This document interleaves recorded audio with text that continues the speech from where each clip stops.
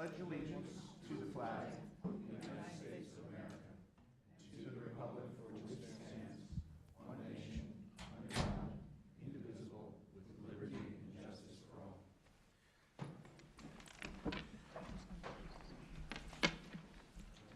Yeah.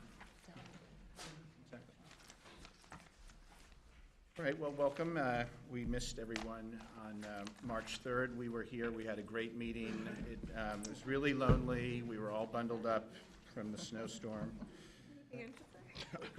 As a result, we do have a very busy agenda tonight because we are sort of pushing some things together. We obviously postponed the budget discussion until tonight, and we've amended our schedule a bit on the budget, and Chris will take us through that, but it is going to be a busy agenda tonight.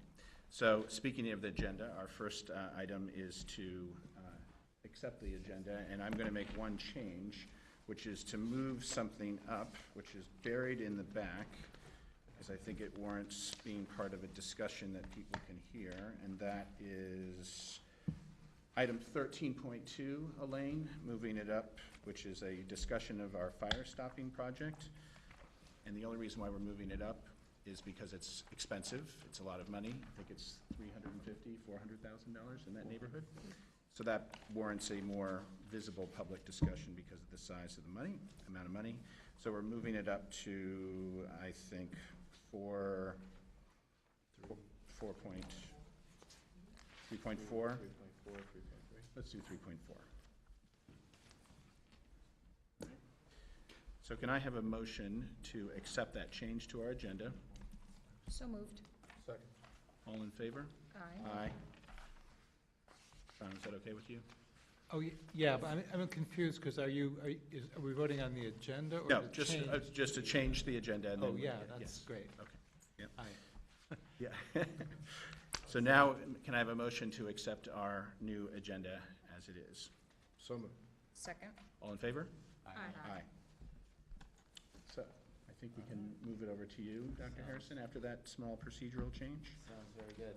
Good evening, everyone, and nice to see you. A few announcements before we get into what Mr. Whitney appropriately billed as a very busy yet important agenda.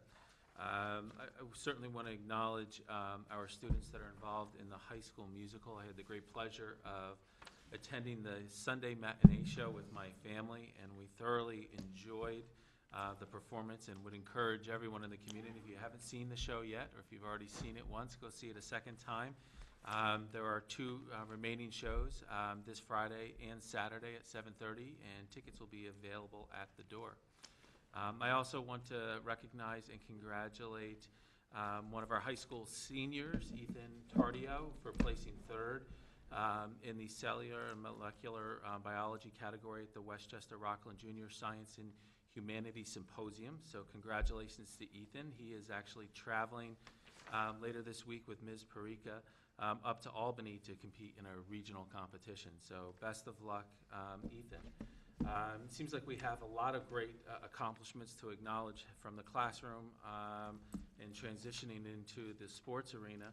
A week ago today, I think it was, Mr. McCormick was notified by the state that our girls indoor track team won recognition as the top scholar athlete team in the state with a 99.83 GPA, which is pretty impressive. So congratulations to all of the girls on the indoor track team. And I'm sure Mr. McCormick, along with some other athletes I'm going to reference in a few moments, we're going to look to bring them in to be acknowledged publicly at a Board of Education meeting. I want to also congratulate Kiana Lee, who won the silver medal at the public high school state indoor track and field championships in the 300 meters. Her time also gave her a bronze medal in the Federation Cup. So we're certainly thrilled with Kiana's continued successes. She's representing herself and our school quite well. Our girls basketball team continues to thrive. They won the Class B championship for the 5th time in 6 years. And a real thrill of a game over Ardsley at County Center last week. And now they're moving on tomorrow to compete in the regionals, and they are going to be playing at SUNY tomorrow night at 5 p.m. Tickets are available at the door, certainly affordable, $8 for adults, and children and seniors are $5. Directions are posted on the website, so please come on out and support the Lady Bulldogs. I'm going to ask Dr. Kaur to say a few words about our upcoming Superintendent Conference Day on Friday. Sure. So on Friday, March 13th, we have a Superintendent's Conference Day. The focus is a K-12 focus on instructional design and building units of study. As many of you know, the units of study are now being built in Rubicon Atlas, which is our curriculum software. And we use an understanding by design framework. So one of the focuses for that day will be the continued efforts of our teachers to be getting current units into Rubicon Atlas, as well as developing new units in Rubicon. In addition, this year we rolled out a Google Apps for Education initiative. We have a cadre of teachers, about how many teachers, Jess? 15 teachers who are leading the work at the district level under Jesse's leadership. And they will be in every building training teachers in using Google Apps for Education. One of the things that I think is very well designed is each building is having a training that is appropriate for their building level. So for instance, at the secondary level, where teachers might be using Google Apps with students to do shared collaborative work, the teachers will be trained in that application. At the elementary, in first and second grade, not so much sharing of documents and writing, shared writing pieces, but we're doing a lot more data collection, and so they're going to be trained in how do they use Google Docs for a shared purpose of putting in data and examining data, data analysis to inform instruction. So in addition to the unit design work, we'll be doing the Google Apps for Education as our other focus. And we also have a small cadre of teachers, our Rubicon Atlas PD team teachers, who will be giving refreshers in the use of Rubicon Atlas and extending people's knowledge of that tool. May I ask, when do you expect that Rubicon Atlas will be sufficiently done so that we can actually publish the curriculum in a public way? Because that's really the direct benefit that parents and community gets from the Rubicon Atlas.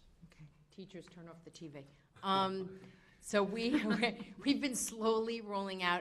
Right now, it looks like our plan would be June 2016. So the end of next year, we would expect to have our units. I mean, and all units, I mean, we work in a perpetual state of refinement. That's good practice. But in terms of all the units being in, that would be a fair expectation. Is your thought you'd roll all of them out at the same time, or kind of, They've- would some be ready before that?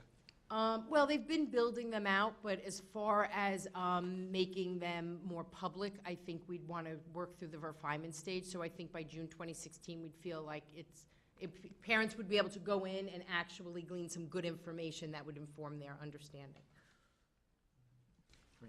So much like tonight's agenda, you can see Friday is a loaded day with lots of great opportunities for our teachers that we're certainly all looking forward to. So thank you, Raina. The next item for the agenda, if I may transition, is a bond update. And I have to say that it's a bit of change of direction from some of the updates that I've been providing along the way thus far. You know, as we talk about our process, we went through all the decision-making in the design process, much of it in this room and then back room with our engineers and in the district office. But one critical part of this process is gaining State Education Department approval. As we set out to initiate this work going back last year, SED was advising that there would be a 22 to 24 week approval window. So we planned accordingly. We spoke about it many times in these different forums. Ms. Miller was always cautious and concerned about cutting it too short. Being as diligent as she is, she's been tracking our applications with SED and started to get a lot of concern in the last weeks when we noticed that they weren't progressing quickly, and there still were approximately 300 applications in queue before our applications for Irvington. So with that, she reached out to our architect, who reached out to his contacts and SED, and came back with some unfortunate news that we're actually now looking at a window of 39 to 40 weeks for approval. Obviously, that brings about a great deal of concern on our end. Beverly also reached out to some senior contacts that she has in the facilities division of SED and inquired about their delays, talked about any possibilities of trying to expedite our applications. And the reality is really unsettling, and the response is straightforward and no. Where our projects are certainly important to us here in Irvington and something that we worked hard to develop, we're in a position where there are many other school districts across the state that have critical operating needs, such as school districts that don't have operating fire alarm systems that they have to address before they could even consider ours. Quite a frustration, because I can tell you we did everything we needed to on an Irvington side, and our engineers and architects did everything that they were supposed to. October 7th, if you recall, was the bond vote, and immediately after that, we had all of our paperwork signed, and it was in SED hands by that Friday. So we had a turnaround on our side of 3 days, and so we fulfilled our obligations. We're really in a position that we're at the mercy of SED. They're limited staff. We've heard multiple stories, some of which were discussed in this room. I think Bev referenced it, and I think some of our engineers and architects referenced it, that they've been in a pattern for many years when there has been attrition. They have not been granted consent to hire new folks. I think that's also compounded by the improved economy and the large number of bond referendums that have occurred across the state. So with that said, the reality for us is that we're looking at a scenario where we're not going to gain approvals until probably best case scenario the end of June. So when we think about our original objective of being able to break ground July 1 on our projects, it does not seem to be a reality at this point in time. However, one kind of little asterisk to that is that our Dow's Lane and district office projects had been previously developed and approved by SED even before we went through this process. So we do have approval on that, and we'll talk about that process here shortly. But in reality, we're looking at a situation where I think we may have to postpone the field work until next summer, which would be June of 2016. With respect to the other projects that were included in the bond issue, there are some that we might be able to accomplish this summer, and others that we may be able to accomplish throughout the school year, whether that is working during vacation periods. Some work might be able to go on while school is in session, and if it's financially viable, there may be some ability to work weekends and after hours on some of the projects. But the projects of greatest concern and would have the greatest delay would be, of course, the fields.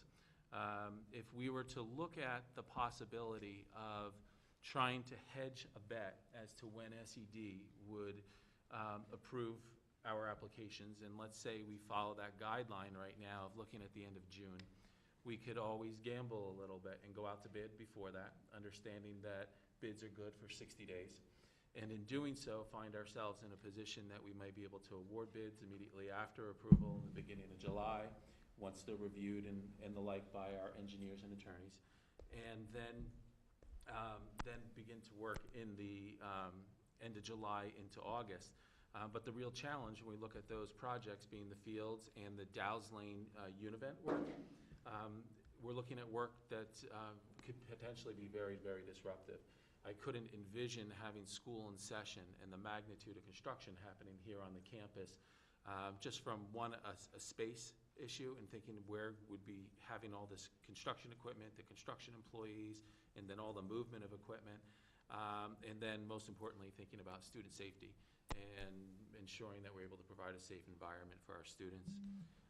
At Dow's Lane, thinking about the Univent work, that's major construction, ripping out portion of a wall in a classroom and disconnecting the entire heating system for a period of time. So it seems likely that those two projects, or three projects, however you want to look at it, would be postponed until next year. Certainly disheartening. It introduces some concerns and questions Mr. McCormick and I have already been talking about field usage and scheduling of our fields, if we can begin to look at things a little differently. for not only next fall, but thinking about this spring, knowing the wear and tear that we've experienced on our fields, and especially after this harsh winter and all this snow melt that we're going to endure, that the fields are going to be in rough shape for a while. So we have to be creative, and then we have to kind of delve into rethinking our field maintenance to make sure that we're in good shape, to make the best of our fields and ensure they're going to be safe for all of our students over the next year. So there's certainly difficult news to process here. We're going to continue to monitor it over the next few weeks. Should anything change that could change the direction or the recommendation that we would make to the board, we would immediately bring that forward. But right now, it's simply not looking good, and it's really, we're at the mercy of State Education Department right now. Robin? Yeah, I actually thought we were gonna have a discussion about this We are. tonight. Okay. This is it. Oh, okay. I was just about to turn to you and see if you had any No, questions. No, I thought we were moving on. I wanted to say that. Yep. Yeah. Oh, this is it. This, Yeah, yeah.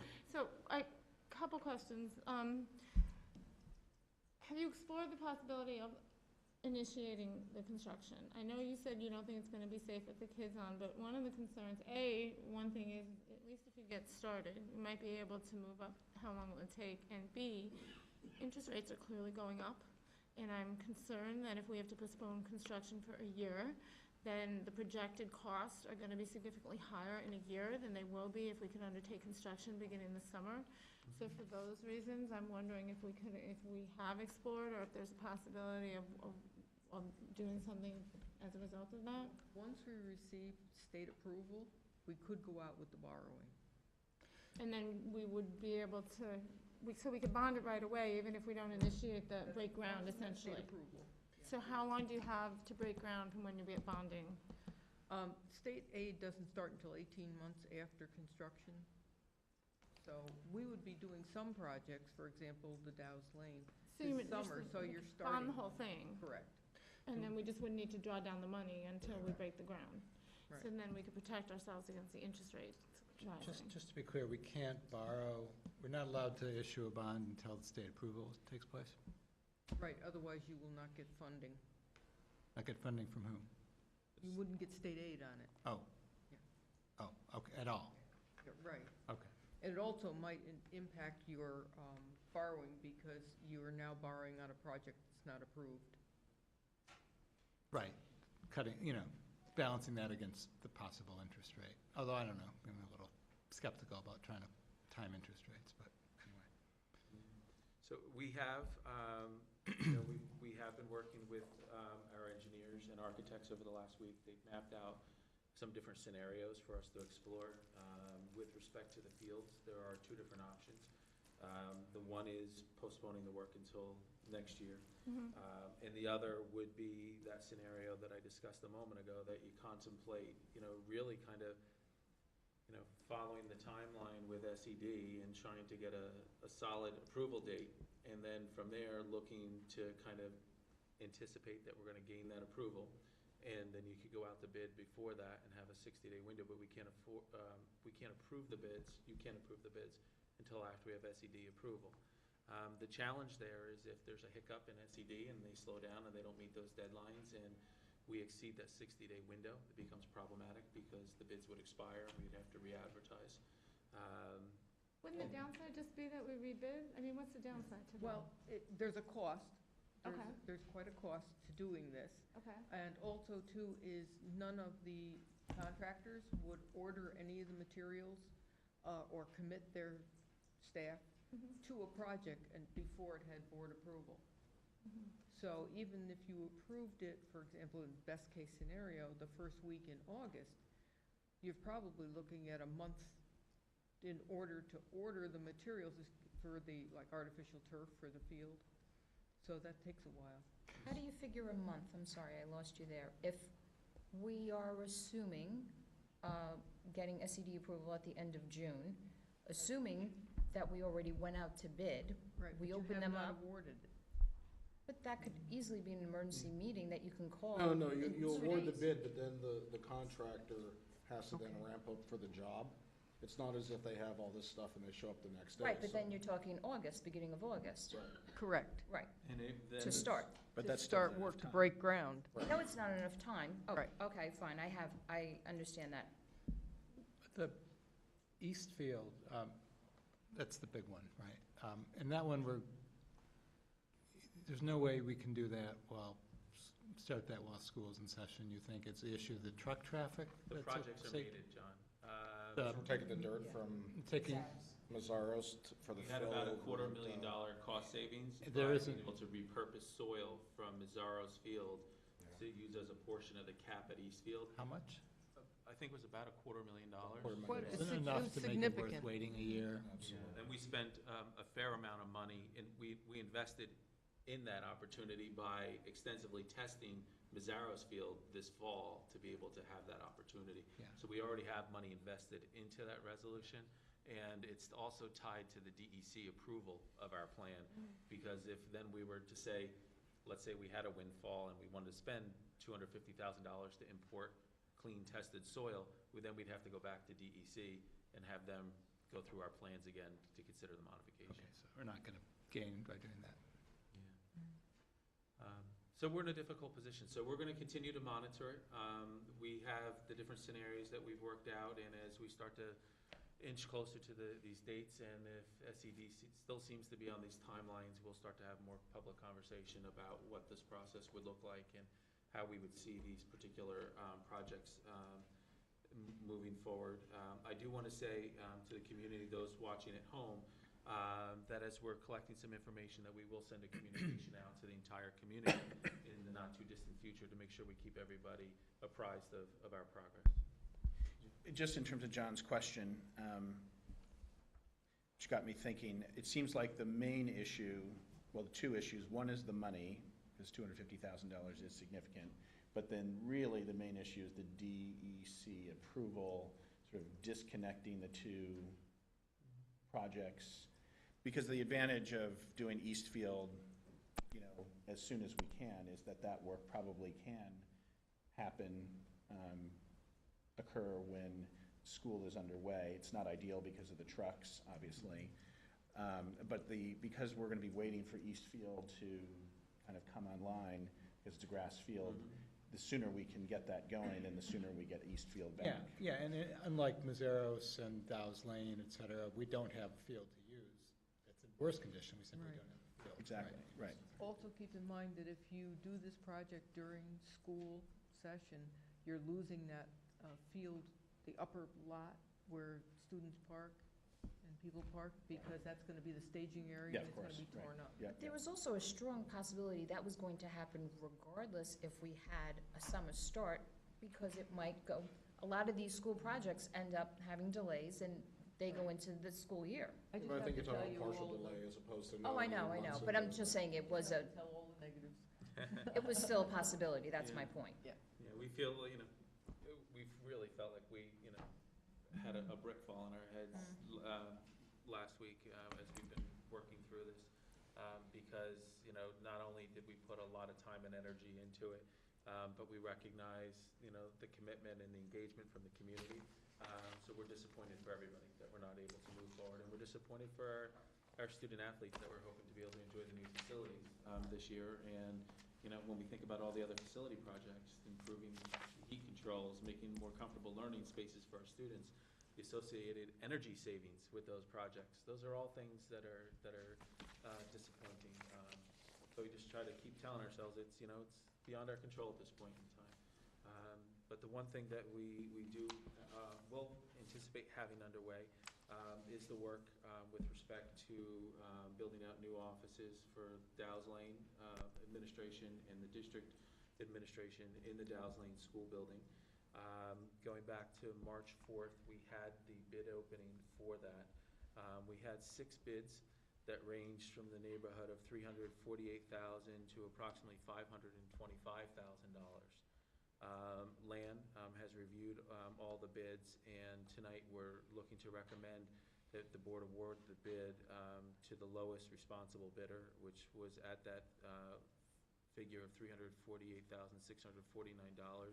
which is Pearl River Construction Company, DBA Bosse. So we're pleased we're able to move forward there. But I feel like there's another little kink in the armor here, that we're looking at a situation where that bid in itself has come in $36,679 over what our cost estimates were. So it's something that we're gonna have to watch closely as we go through all the projects. Lan has been telling us, our engineers and architects, that they've seen certain types of projects come in over bid. So when we're looking at general construction bids, they're seeing those things coming in high, and they don't know if it's related to the market right now, but they're seeing their mechanical bids coming in much lower than what they've been projecting. So when you look at our projects, all of our heating controls, boiler conversions, the HVAC work, the univents at Dow's, so we're trying to be optimistic that they're gonna be consistent with that and maybe realize some savings there that could help us down the road. If we find ourselves in a position where projects are continuing to come in over because of the market, there'll have to be some serious conversation around how the board would like to approach that, whether there's opportunity for some modification, whether there's interest in looking at fund balance to offset some of these costs down the road. We're not there, we're a long way off. But with the first bid that we're looking to award coming in over, it certainly is something that we have to caution ourselves about. It sounds like they're attributing it to a general overall increase. Is it possible to go back and ask them to go back and look at the bid and tell us where it was over what they estimated? No, because the bid is just a base bid, it's a flat amount. Okay. So we don't know where their variations lie. I guess the concern is that we went out to the community and asked for so much money, and if the project is gonna cost more than that, then, I think that's But we would have to prune.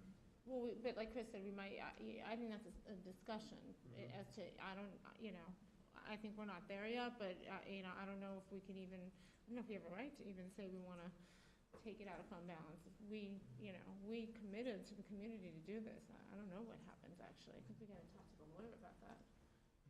If we committed, it depends on how the resolution was written, but if we said we were gonna do certain things based on the money we were raising, we can't do that. I think the question becomes a legal question, which is, what are our options? Certainly, there's opportunity for legal interpretation there.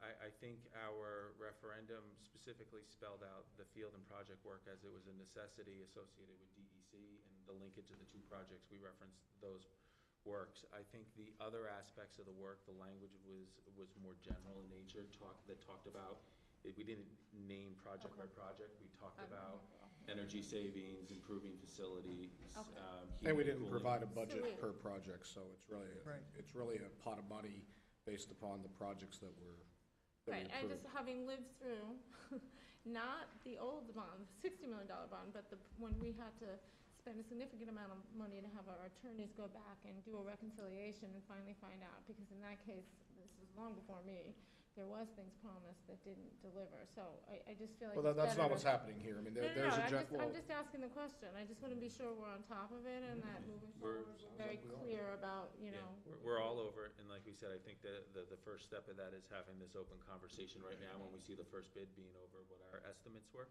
Okay. And to the point that I was able to speak to Land's current experiences with their bonds that they've been involved with all over New York and New Jersey. They're seeing some consistency there, and their colleagues in other firms are telling them similar things. Okay. So we've already started to delve into that, so we're trying to be optimistic to think that we're gonna realize some savings on some of the mechanical projects that can offset some of those over. Phil, just one thing for the public. This is not a big deal. It's a big deal if we start seeing this repeatedly and it starts to blow through the overall cap on the amount that we wanted. But this is a market-driven thing that we're seeing across the real estate construction market, where right now construction is very hot in all phases. But the trades, on the other hand, as you mentioned, there's more of those out there. And so I believe, and I'm seeing it on the commercial side as well, that we'll see, hopefully see some cost savings when it's, but this is happening across the market right now. I was just going to ask, relative to the estimate that Lan put together for us originally, that estimate had contingency in it. And it's 7% contingency? It includes the overage includes the contingency. Right, so we're over, when you take the bid and you compare it against the original estimate, which had the contingency in it, right? 10%, yes. Yeah, overall, we're just over 10% over. Right. And then one last question about the fields. Are we going to be in contact with Mercy in terms of using Mercy's? I look to Mr. McCormick and smile, Right. Because that was the conversation that we've been having, and he was reaching out to the athletic director today, actually. Right. Had a nice conversation with him. You know, that's a hot commodity for everybody, so. Right. In the conversations with Mercy today, Matt Kilcullen is the new AD down there.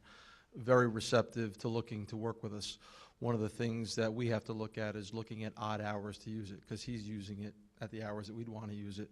So we might have to be a little creative in how we schedule our practices, maybe using Sundays when they're not using it, and not during the week when they are using it. But that's one option to help us out a little bit. We've talked about Dobbs Ferry sharing some practice time. Our girls lacrosse team may be going down there. So we've got to continue to think about ways in which we can use any type of resources that schools or facilities or towns have that be willing to share. Okay. So we're already on that path. All right, sounds like we can move on to 3.3. We can. So, make sure we're on the same page here. So, 3.3. Tonight I've asked Dr. Kaur and Mr. Cohen and Ms. Marinello as appropriate to talk about some initiative that's been underway at the high school, looking to try to expand some opportunities for students, in particular in our English department. Teachers began to tip their cap at some of this work that's been ongoing at a recent parent event. So our objective tonight is to kind of bring the board and public up to speed on the work that's been ongoing and to answer any questions that may be present. So with that said, Raina. Yeah, you're in. Okay. So, good evening, and I am happy to start this conversation about the some of the shifts that we're looking at proposing for the high school English program.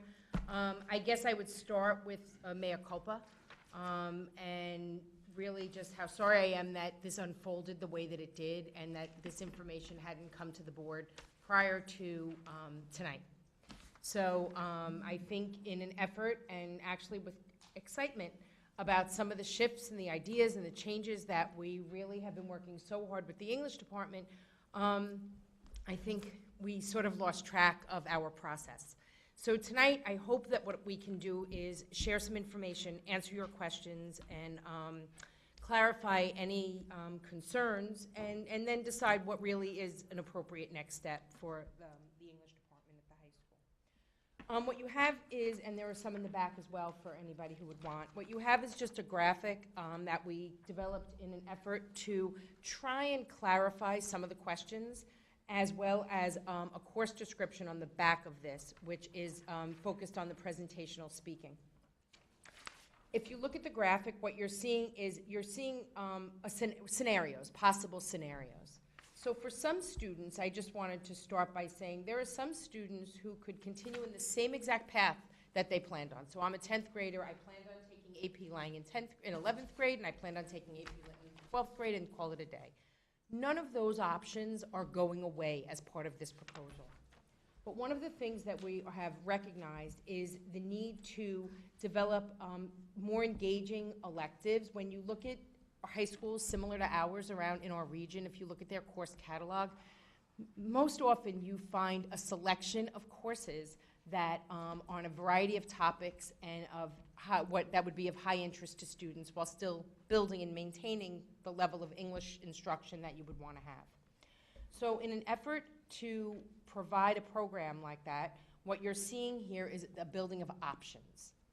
And I know that there are some questions about electives and selectives, and just to clarify, so a selective, when we refer to the word, if you heard the word selective at a parent night or in conversation, A selective still meets the required course requirements for graduation according for New York State. An elective is truly a course a student can or doesn't have to take.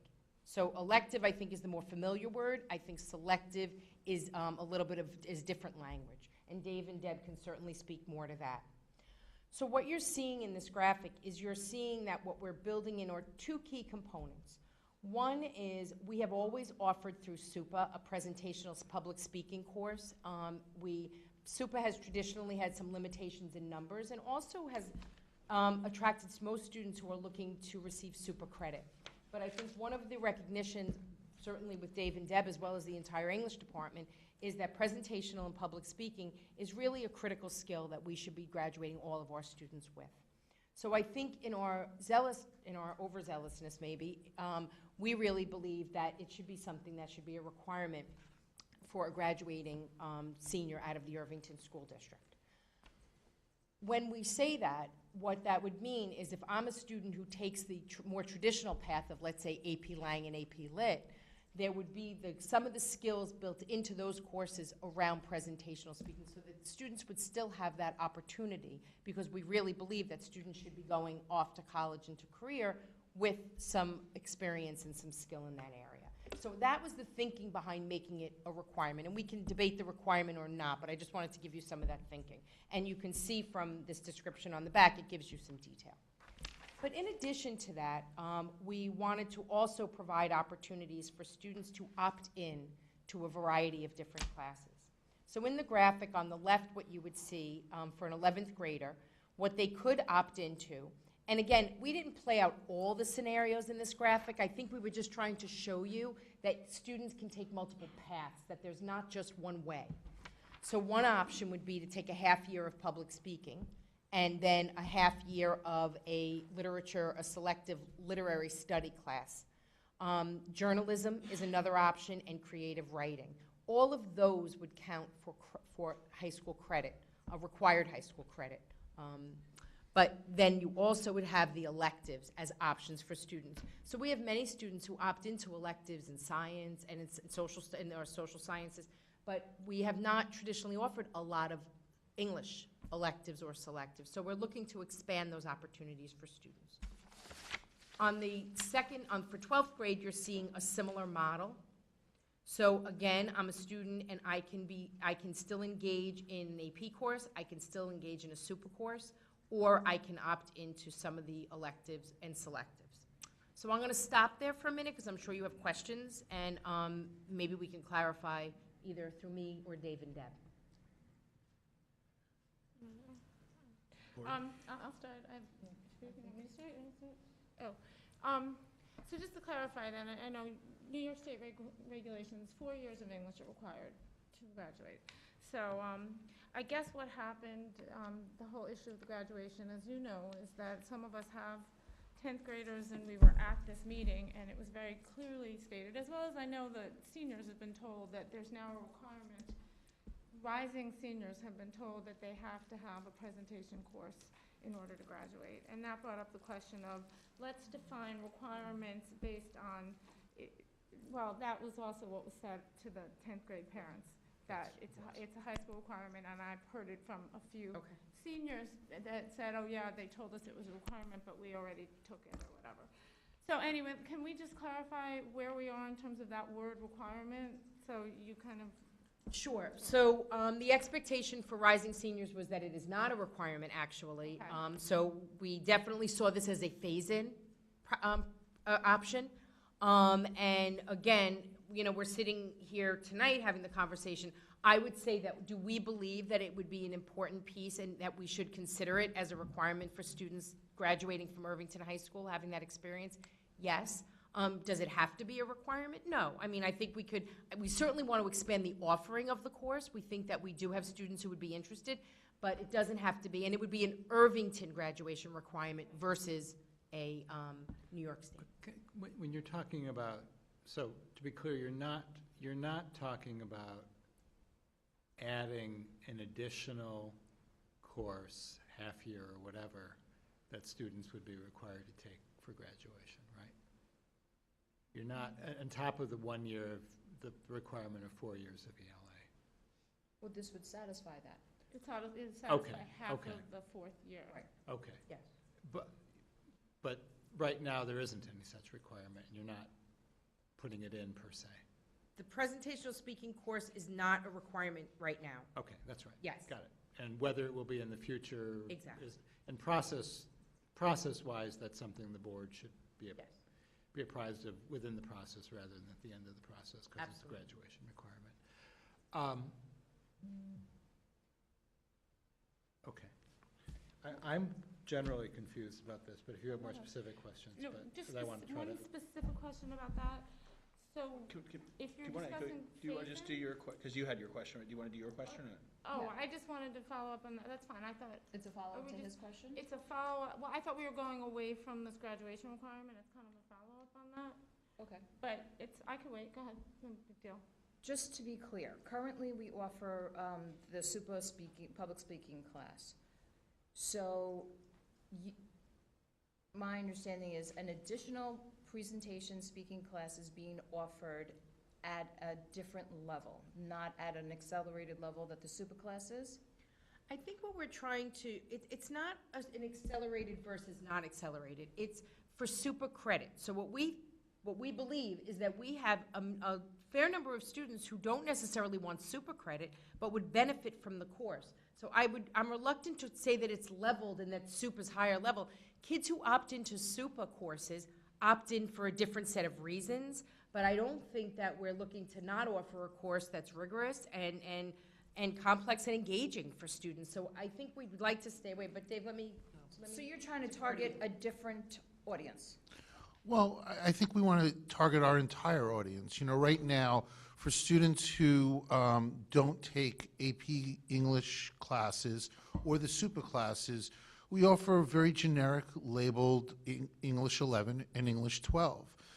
English 11 is currently a course that is really geared towards ensuring that those students are best prepared for the Regents exam. So one of the factors is that students are going to be taking the Common Core version of the Regents exam in 10th grade. So now we looked at opportunity for 2 robust years of curriculum for our 11th and 12th graders and how to best structure that so that all of our students have interest and these great opportunities around it. So that was factor number 1 of looking at 2 years of curriculum. And then it was really about trying to understand internally and obviously externally what we value. And when we started to look at lit study and presentational speaking, we said these are really critical courses that we feel that our students should go through. So to answer your question, Maria, SUPA is very geared towards students who are looking to be able to earn college credit, but it's not a very large, it's not like our AP class is a large enrollment.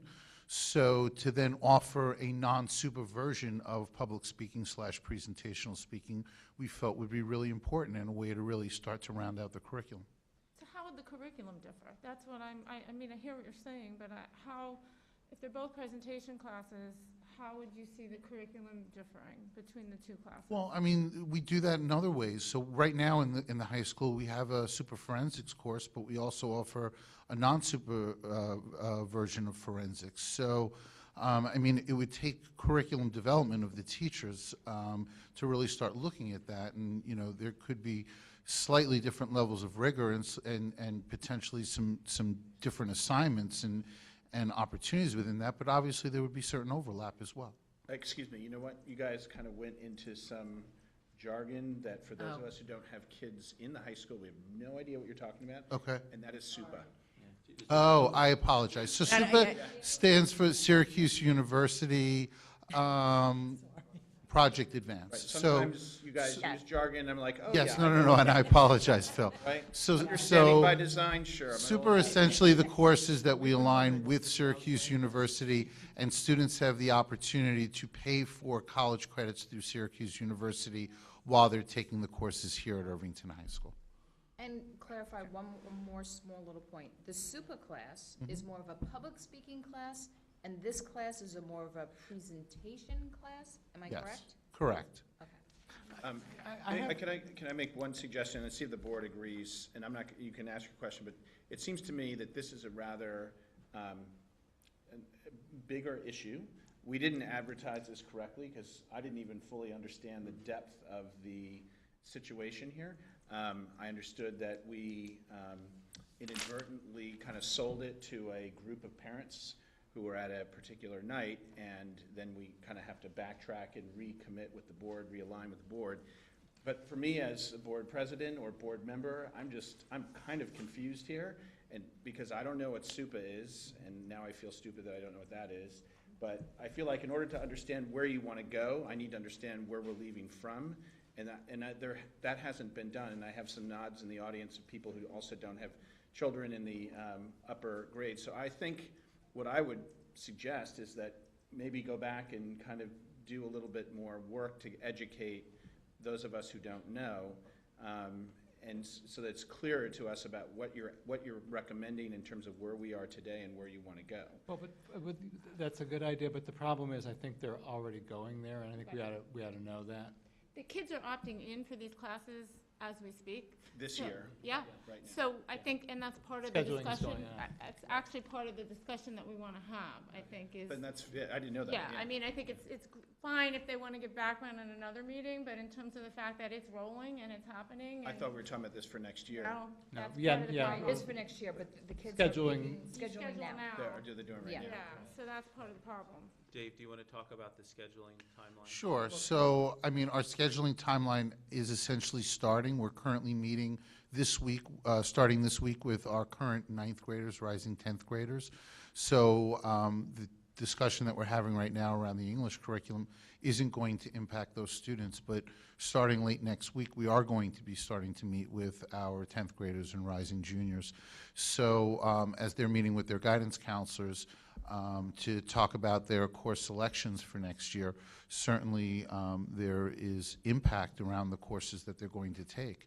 And again, as we talked about, students potentially going into what was an old curriculum that was geared towards preparing them for a Regents exam, that's not now pertinent to their educational process.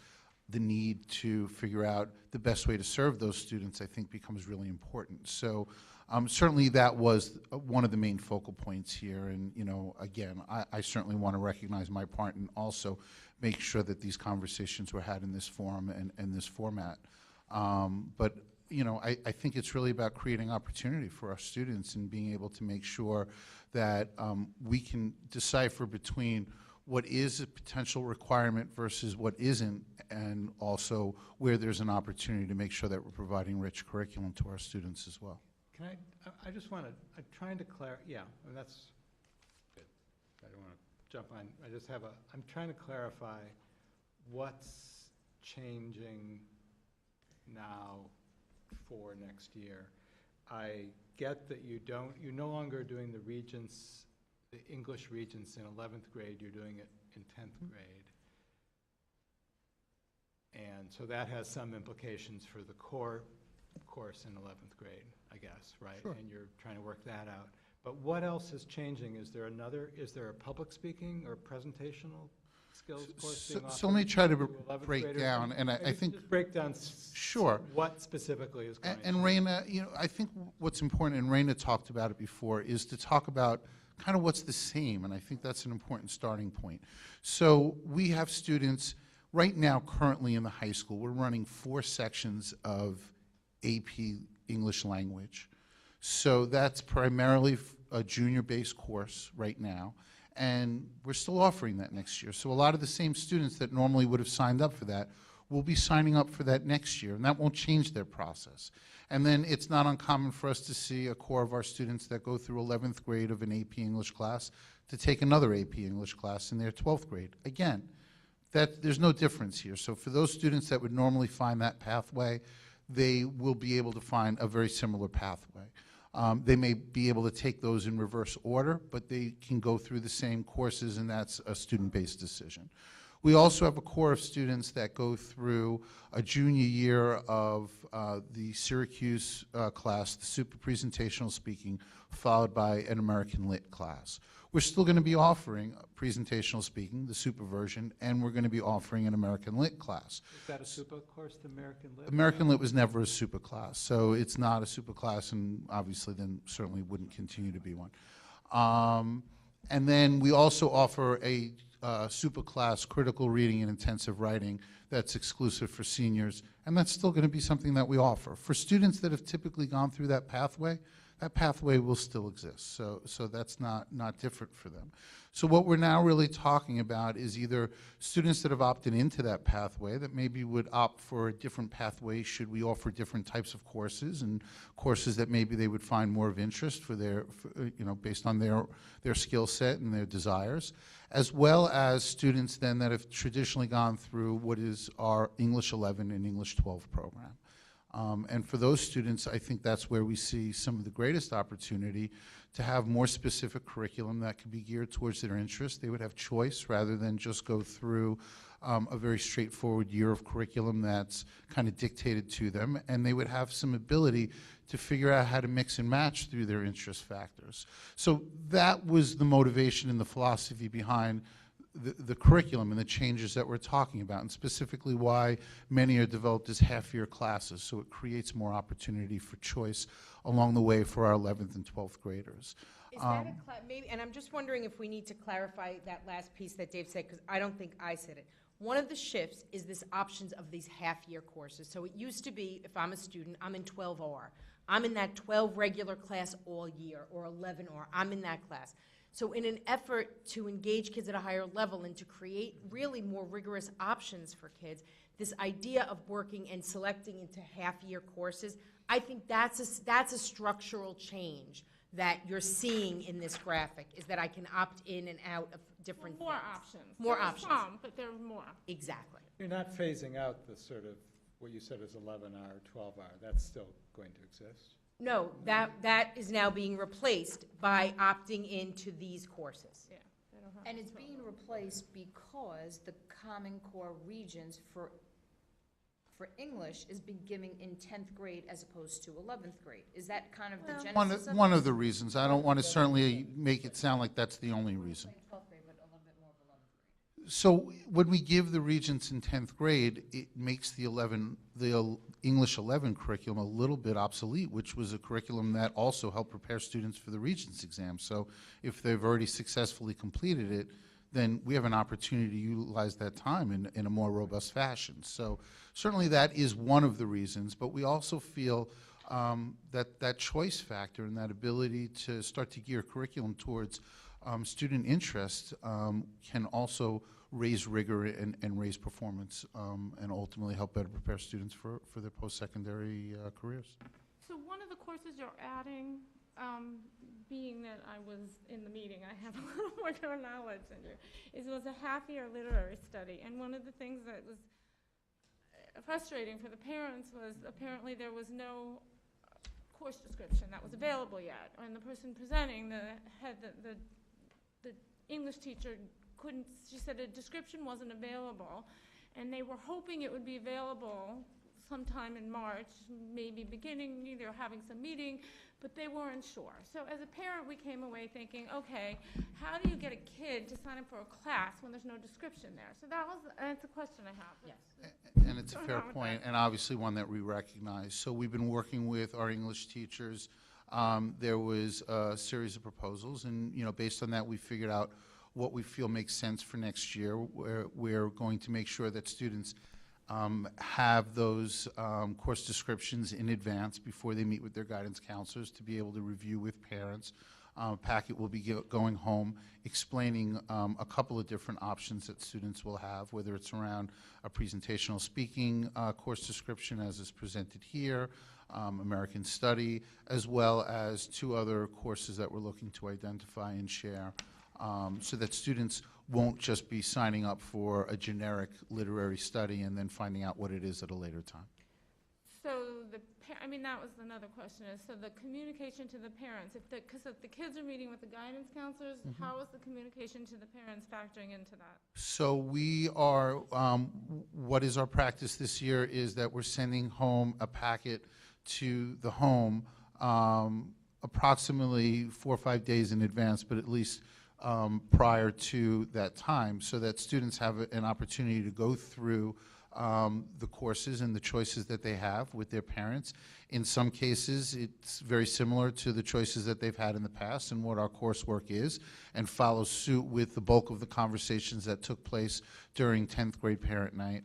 But obviously, in this case, some new information that's really critical around the decisions for the English courses.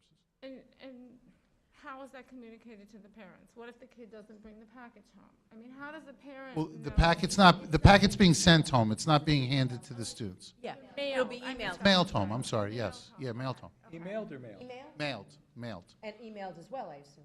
We can certainly email that information out as well. That's not a problem. I just wanted to make sure it wasn't a kid physically carrying a package in my house. It was No, it's, So, just a clarifying question. Is it the intent that the current, or the wish, the desire, that the current 10th grade kids, that one of their graduation requirements will be some sort of public speaking, presentation, speaking class, a requirement for graduation? And if that is the intention, are the kids going to be given that advice when they sit down for junior year electives? So it's just at least on their radar, maybe not this year, maybe senior year, but at least they're thinking about it? I'm just, if that's the intention. So I think that it's fair to say that we also just want to take a step back. In other words, I think not only, obviously, we want you to feel comfortable with whatever decision is made, and I think we need to also be very clear. So I guess at this point, I would say I don't know. Maybe that isn't, we weren't including it for the seniors. We were already not including it.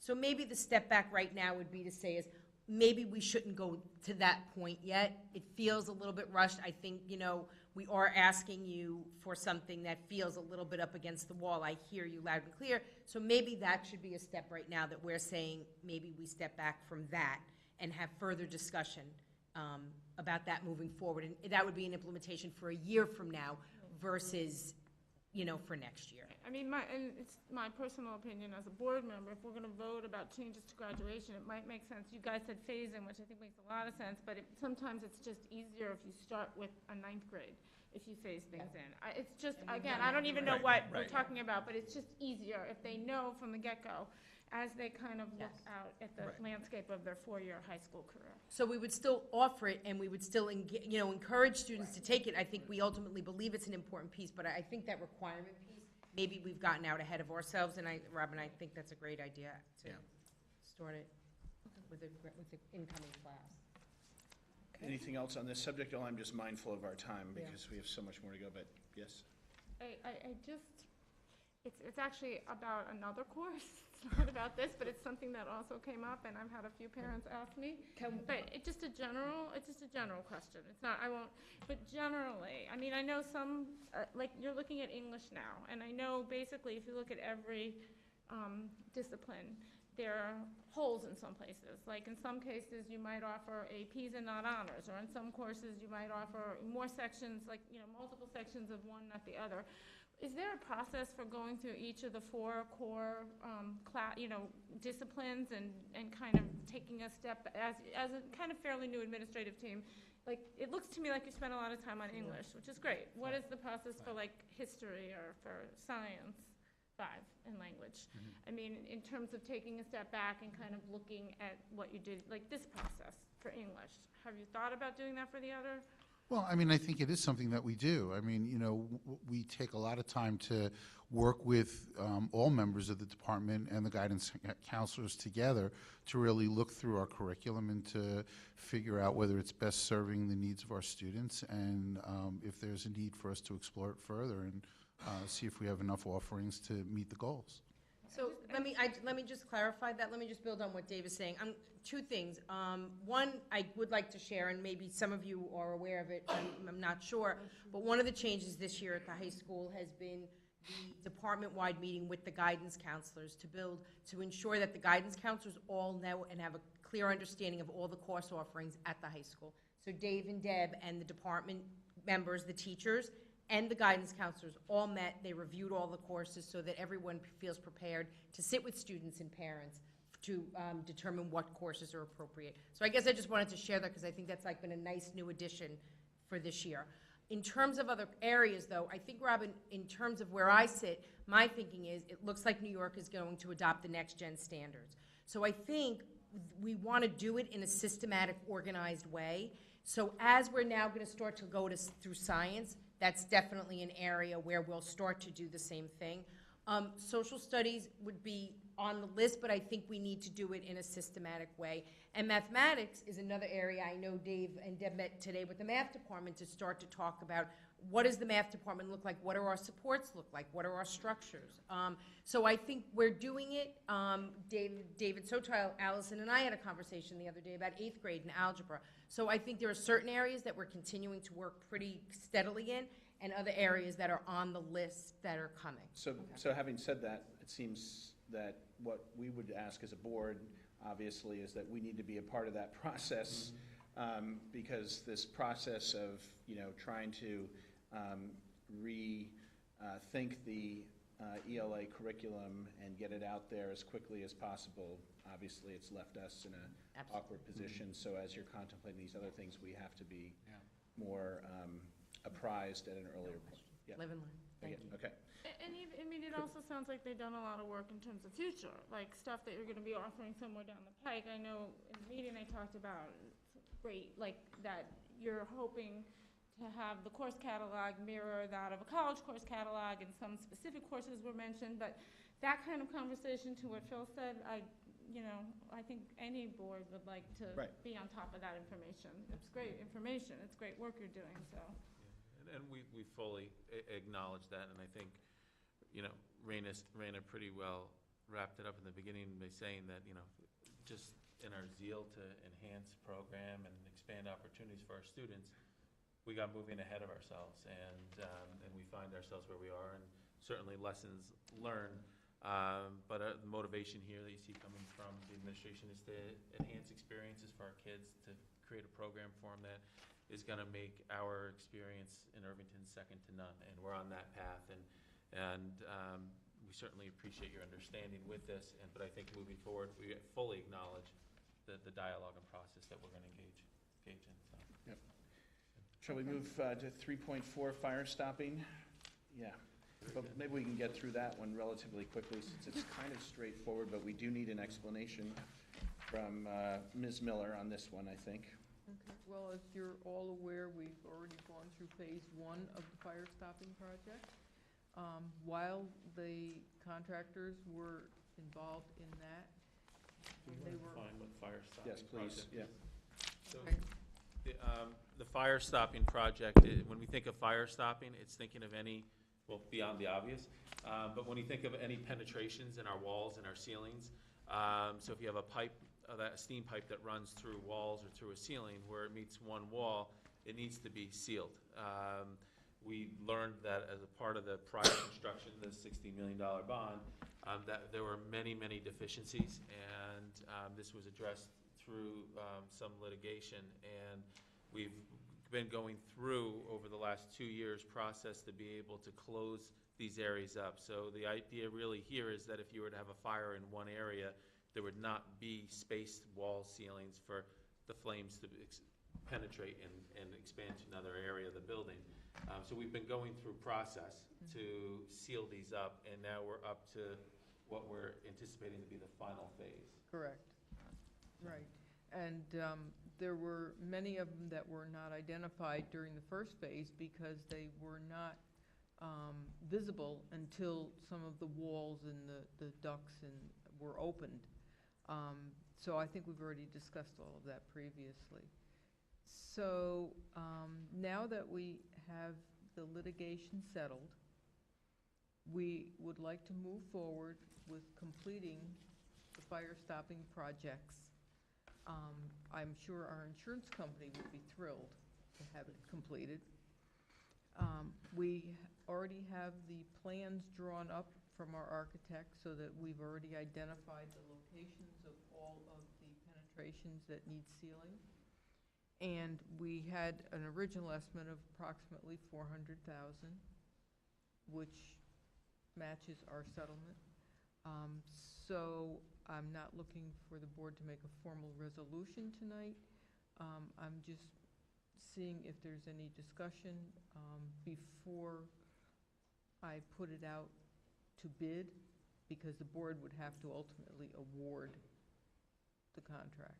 So it's an estimate from land, the 400,000? Yes. Right, so it could come in higher. Correct, And if it comes in higher, then we take it from the fund balance? correct. Yes, okay. Any questions about fire stopping? Been around for a long time, it's really great when we get it done. Sorry, this is all in the newly constructed parts of the campus? Yes, it's in the high school and middle school. And this work also can be done, just like the Phase 1, during the school year when they do it after hours. Good. All right, and you'll obviously give us, we'll have a resolution to approve the bid when it comes in. Correct. Yeah. Thank you. Thank you. All right, so finally, we go to the new presentation of the school calendar, which is actually just revisiting the discussion we had back in the end of February. We are aiming to approve the school calendar at our next meeting, which is March 24th. But tonight, we wanted to have one final discussion around this in view of the fact that this is a fairly different calendar than we've seen before, owing to the fact that Labor Day is late this year, and that we have also introduced these professional development half-day opportunities for our staff that, parents need to kind of wrap their heads around. And we have received some emails about them, not many, but certainly, enough to sort of warrant the continuation of the conversation here. And so, without further ado, we had two specific board member questions that I will paraphrase. One was, what is the value of the professional development days that we're adding, the half-days? I think there are 4 of them, right? 4 half-days. What is that value, and is that value sort of worth taking students out of classrooms for half-day chunks? Is that an accurate paraphrase? Yeah, just to clarify, we're not adding 4 half-days, are we? No, just, sorry. The increment isn't 4. It's 2 days of professional development broken up across 4 days. Oh, so the increment is we're taking 4 whole days and making them half-days? No, Right. clear. Yeah, that's correct. Well, there's still half an education, half a day is devoted to academics, the other half is, Yeah. that's 4 days. that are- 4 days where you're sending the kids home early. Correct. That otherwise, they got to be there till whenever. Yes, yeah, so we've identified what typically were 4 regular full days of school. 2 of them would be early release days, 2 of them would be delayed opening days. The intent here, as we've discussed in this room before, is to acknowledge the large amount of work that we have before us, the curriculum work that Dr. Kaur referenced before, trying to find opportunities for teachers to plan where schedules currently don't allow or permit, and to try to provide windows for more professional development to limit the need to remove teachers from the classroom when students would otherwise be there. As I identified when we discussed this approximately a month ago, it is a common practice in all the area schools where they have such time, and I don't want to say that we have to do it because other folks do it. I do it a matter of example, I suppose. But we believe that there'd be a great value added for our teachers, and which would translate into student experiences, of course. Can I ask the obvious question? Why aren't we just combining the 4 half-days into 2 days and limiting, just having 2 full days off for the kids, and having 2 full in-service days for the teachers? So we'd be looking at Bob, you're suggesting adding 2 more superintendent conference days? Because that's what it is. So there's instructional days, and then we have to find more days. It would be for to kids in school. meet this. You'd have to extend the calendar. Yeah, you're only allowed so many teacher conferences. Well, you can't extend the calendar because you have to end on a certain date. You'd have to reduce vacations, you know. and that Well, kind of- well, that's right, we would lose 2 instructional days Right. because of the half-days. Right. And we're That's the required by answer. law to have. Right, so that's the But by law, a half-day instruction counts as a full day. An hour counts. Yeah, I mean, the silliness That's of why that we have all aside, these right, yeah, these exactly. partial days at the end of the year. Okay, so the answer is that we need it because the kids have to be in school on those 2 days to count as days. And I guess the other follow-up is that given, you know, the sort of, call it concern on the board, that we've expressed about the 4 half-days, why not try it with 2 half-days and see how it goes? Be more, you know, moderate and see, you know, how much further does that get you? Does that leave you feeling like you needed more time? I thought this introduction was relatively modest when we consider what other districts currently do. So if you look at the slide before you, and I'm not trying to really point to our neighbors, but it's fact, Ardsley provides an hour a week early release. Dobbs, an hour weekly and 1 early release day every 6 weeks. Hastings, 1 hour monthly and 3 early release days. If we're talking about trying to provide the best experience for our kids, we're acknowledging there's a degree of competitiveness in our business. So just for the same reason, we're looking at making program enhancements at the high school. We want to provide the best opportunities for our kids to have as diverse and rich of a learning experience as possible, but we need to be able to have the access to our teachers for them to plan and to train them, for us to be able to keep up with our peer group. So in some ways, we could say we're at a bit of a disadvantage. So I think we are taking kind of a casual step into this foray. Mhm. I don't necessarily know that you're going to see a proposal from me next year that's going to say we're going to look at anything like this. I think this is a step forward in meeting our needs. How many does the Dobbs Ferry add up to? That's 1 early release, so how many, it's Every 6, 6 weeks. is that something like they're doing 6? I think it's 6, and then So they would be doing 2 more plus the hour weekly. 40 hours there. I mean, one of my questions would be, how do we know that by doing this, that let me take a step back. I'm assuming that part of the benefit of doing something like this is that during the regular school year, the teachers will be in the classroom more, that we might be able to mitigate the amount the teachers are pulled. Now, my concern is that it seems like cyclical, I guess. We kind of have improved on this. It seems like we're heading more toward teacher being pulled out of the classroom a lot. It seems like there's a lot of initiatives going on, and that as a result, there's a lot of meetings, there's a lot of initiatives. Teachers are frequently, again, out of the classroom. So one of my asks to you would be, I think it'd be really helpful in an attempt to try to quantify that, to look at substitute numbers for the district by building. I think that would be really useful in trying to see if we are kind of inching up again.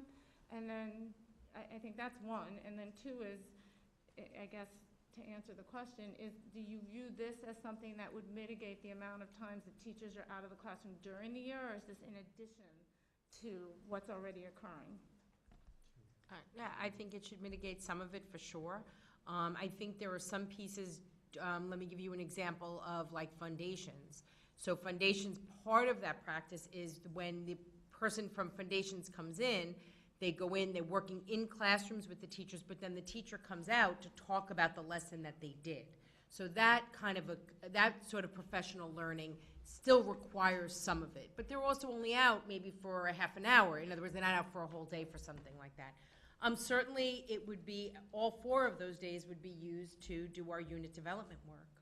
That we're setting this goal to have our units developed in Rubicon Atlas. So clearly, that would be the focus of those days for next year. So, yes, I think it would, mitigate some of those needs. I also think that we're in a little bit of a different place. I think that, we are equally as frustrated when the teachers are out of the classroom. It's not good for anybody. So I think our commitment collectively as an administrative team really is that, it's not about new initiatives. It's now really about putting in practice some of the work that needs to be done. That doesn't mean that there aren't any departments that are doing work. As you know, there are still some departments that are. But, I think it just depends, but yes, it would be a simple answer. The other question from Ms. Kashkin was not necessarily challenging the wisdom of the 4 half-days, but at least aligning the half-days with weekends so that made it a little more convenient for parents. There are 2 that appear to be, and then there are 2 that are not, and I'm just wondering if that's a possibility, to paraphrase you. So can I just give you 10 seconds of history on that, Maria? And this came from an email that we received. It was a discussion, we received one email, and I just want to, Yeah. it was one ask. I'm not proposing that we change it, it was just, I wanted to have the discussion. So some of you may remember that we actually had a similar model to this about, I don't know, maybe 8 years ago. And and we had these release days, and some of the feedback that we actually got from families was that they didn't like that it was attached, that they found it very hard to go a whole weekend and then also have yet another day. I don't think so. I don't think to us it mattered one way or another. We didn't pick it that way. I think that I carried that history forward to the table, and I said, I know that in the past we actually did get some negative feedback when we were attaching, like, all the superintendent's conference days were a Friday or a Monday, and people said that it made it even difficult. Some people liked it because they could go, if they wanted to go away. So there's no question we had 2 camps. So I think when we did it this way, we were trying to meet the needs of both camps. Those people who, people who want to go away or could make use of that time, as well as some people who were working and found it difficult. David, I'm forgetting something? One of the pieces that came into play when we used to do that was, particularly at the elementary level, there are classes that meet on a specific day. So if you use Yeah. if you use a lot of Mondays or Fridays, then those classes end up getting hit. Right. Yes, frequently. you're right. That was another point. Yeah, so Great I point. think we were just trying to spread the wealth on it. Okay, good, thank you. So I don't think, can we get that substitute data? There wasn't any response to that question. So I I'd guess, like to see the substitute data by building, actually going back like 5 years, just in terms of how much you're spending on subs by building. So that that's at least one way to quantify, if there's a sub there, then the teacher's not in the class. to be able to measure it in the future. It's just one way. It's Yeah. not pure, clearly, but it's one way I came up with. But you want the you want this, I don't know if all substitute hours cost the same, but you really want the number of hours of substitutes, Yeah. essentially, right? Not their cost per se. It's not that Yeah. clean. It's not now. clean, so let me just Not clarify clean. the way it works. So at the secondary level, you may not have a sub in, and you may be doing teacher period by period coverage. Do you know what I'm saying? So I just want to, Yeah, I think it's cleaner K to But, K to 5. but Yeah, also, I agree. yeah, but subs is probably a different category. If a teacher is covering for, a teacher with training in that area is covering for another teacher with training in a particular area, that's probably less. It's of a not, loss. but that wouldn't be the case. Okay. Just to be clear, in other words, it could be a science teacher who's covering for a home and careers teacher, or it's not, Science can if be a we career. can, we do it, but it doesn't, it's basically when the period, who's free that period. Do you keep data like that? So, yes, I guess I'm not sure exactly. Well, the dollars would be easy to get, right? No. No? Not by building. No, not by No, building. because I don't know sometimes if it's the a building dollars sub. would be, and I have no they're idea how always that there. works. I think we have to sit down and see, because it's gonna take some time, because we're gonna have to talk to Lisa, we have to look at our sub-service that we use, Yeah. and to see what data we can pull from that, and then how do you go and differentiate people that are sick, and a personal day, and things like that And we have a as well. building sub who could go in and out for different Yeah, teachers. But personal days are fine, I'm not looking at that, that is sub is a sub, for Yeah, whatever reason the but we teacher's out. have, I don't know how far back, we've only been fully using that service for 2 years, so. Why don't you have a look at it? We have to Yeah. see what we can do, and I understand the point, and it gives, to your point, it highlights the trend, an upward trend, which is, and I think we'll agree that you'll see it, because it certainly, the layer of initiative, the magnitude of the work that we've undertaken in the district correlates with that. And then you potentially use that as a baseline moving forward. I recognize. And also just to keep top of mind to everyone, I think everyone, all us being equal, everyone wants the teachers in front of the classroom with the kids as much as possible. Just all us being equal. We have to, yeah, we'll see Yeah. what we can pull together.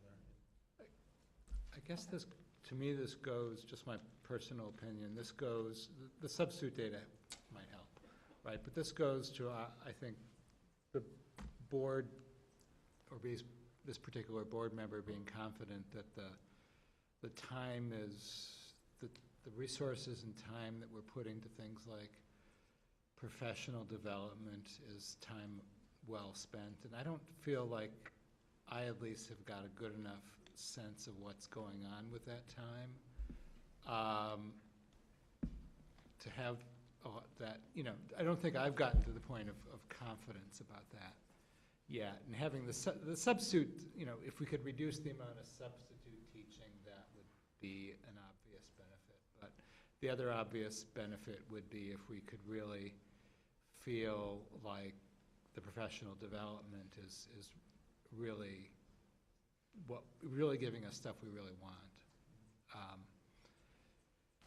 And if I So- may say, I don't know how we would help you feel better about that, other than to say that when we have days like our upcoming superintendent's conference day, Dr. Kaur is going to report out on the types of activities that we have planned for Yeah, our faculty and yeah. staff. Yeah. I guess to me, try to bring that back to how are we going to improve the delivery of instruction to, it sometimes feels like some of that, the professional development becomes its own end rather than helping us understand how it connects directly back to improving the quality of the education that we're giving our kids. I'm not saying it's obviously not connected, I just don't always hear it very clearly. I think, as a board member, I would be interested to know that too, in the sense that we know abstractly what you're trying to do, but it's very hard for us to know practically. And I think, two things come to mind. One is that you could invite board members to participate as observers. That's one thing. That's probably a little more unusual, but I just throw that out there. The second thing would be inviting teachers to come in here and actually discuss what they did. Ms. Rosner, when she came in that time and spoke to us about the work that she was doing, that made a big impression on us.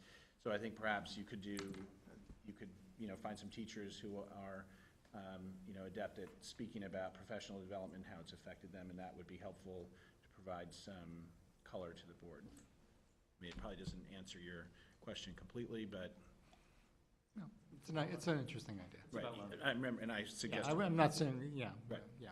I guess it's the same, how do you tie it to enriched and enhanced classroom instruction? I don't know if you can one-to-one, but any ways that you can Yeah. show that it's tied would be helpful. Yeah, because I'm just concerned that we're, putting a lot into development and infrastructure and not much more incrementally to the core teaching, so. That's my concern. So we So- go with calendar? Yeah, so, our calendar, we're going to vote on it next meeting, right? Yeah.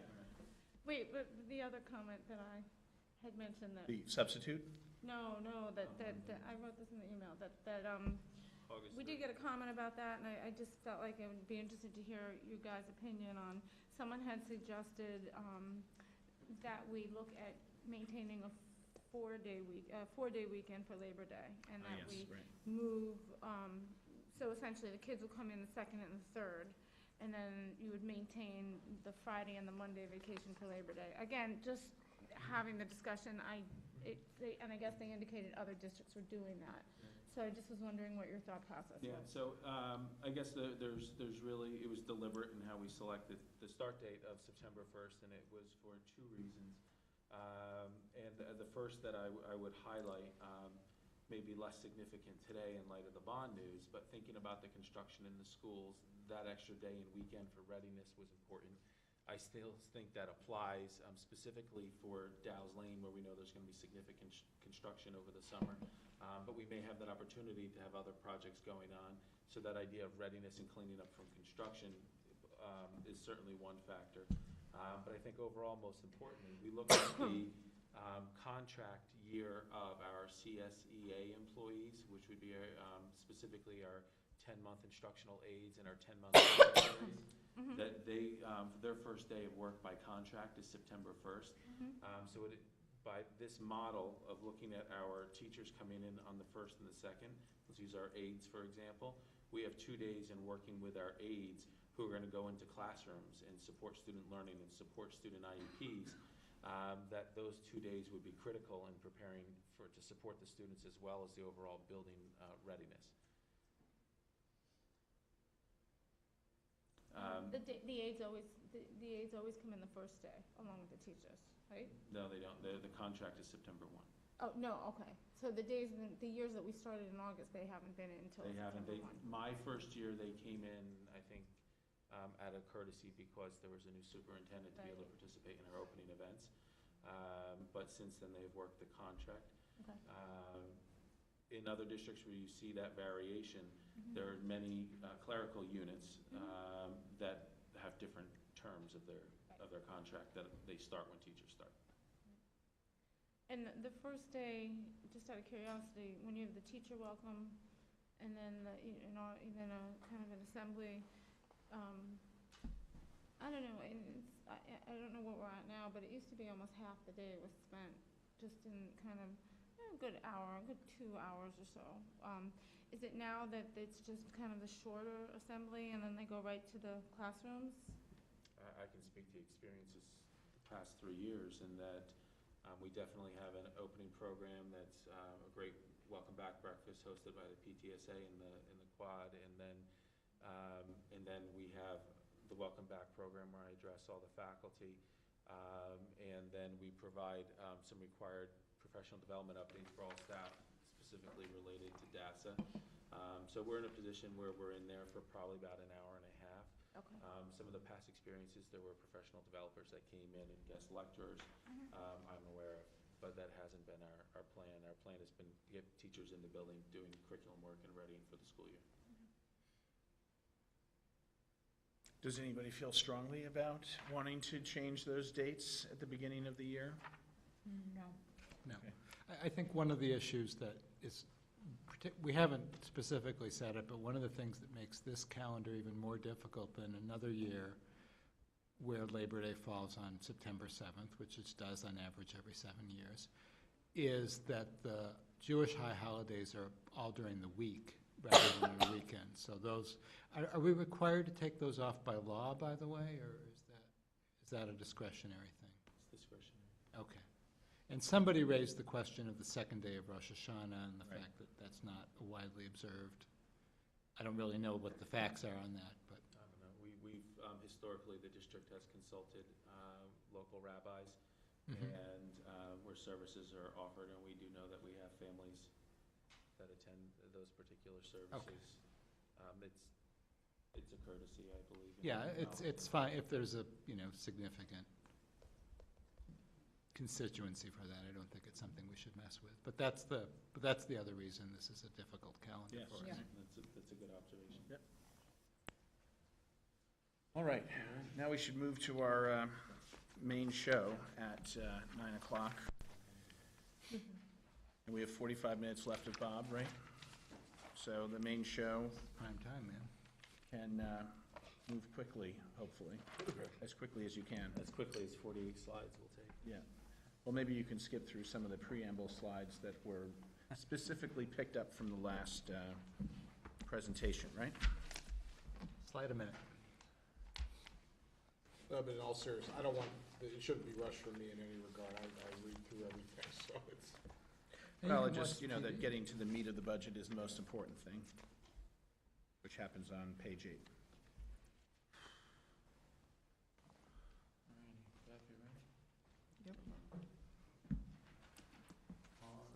So this evening, our focus kind of shifts. Last time, we were focusing really on the classroom and thinking about our truly looking at curriculum, faculty, staffing, and athletics. A bit of a transition this time around. Today, we're focusing on business services. We're looking at debt, service, buildings and grounds, transportation, insurance, employee benefits, and we'll also make note of technology purchasing. We referenced it in the February 10th presentation.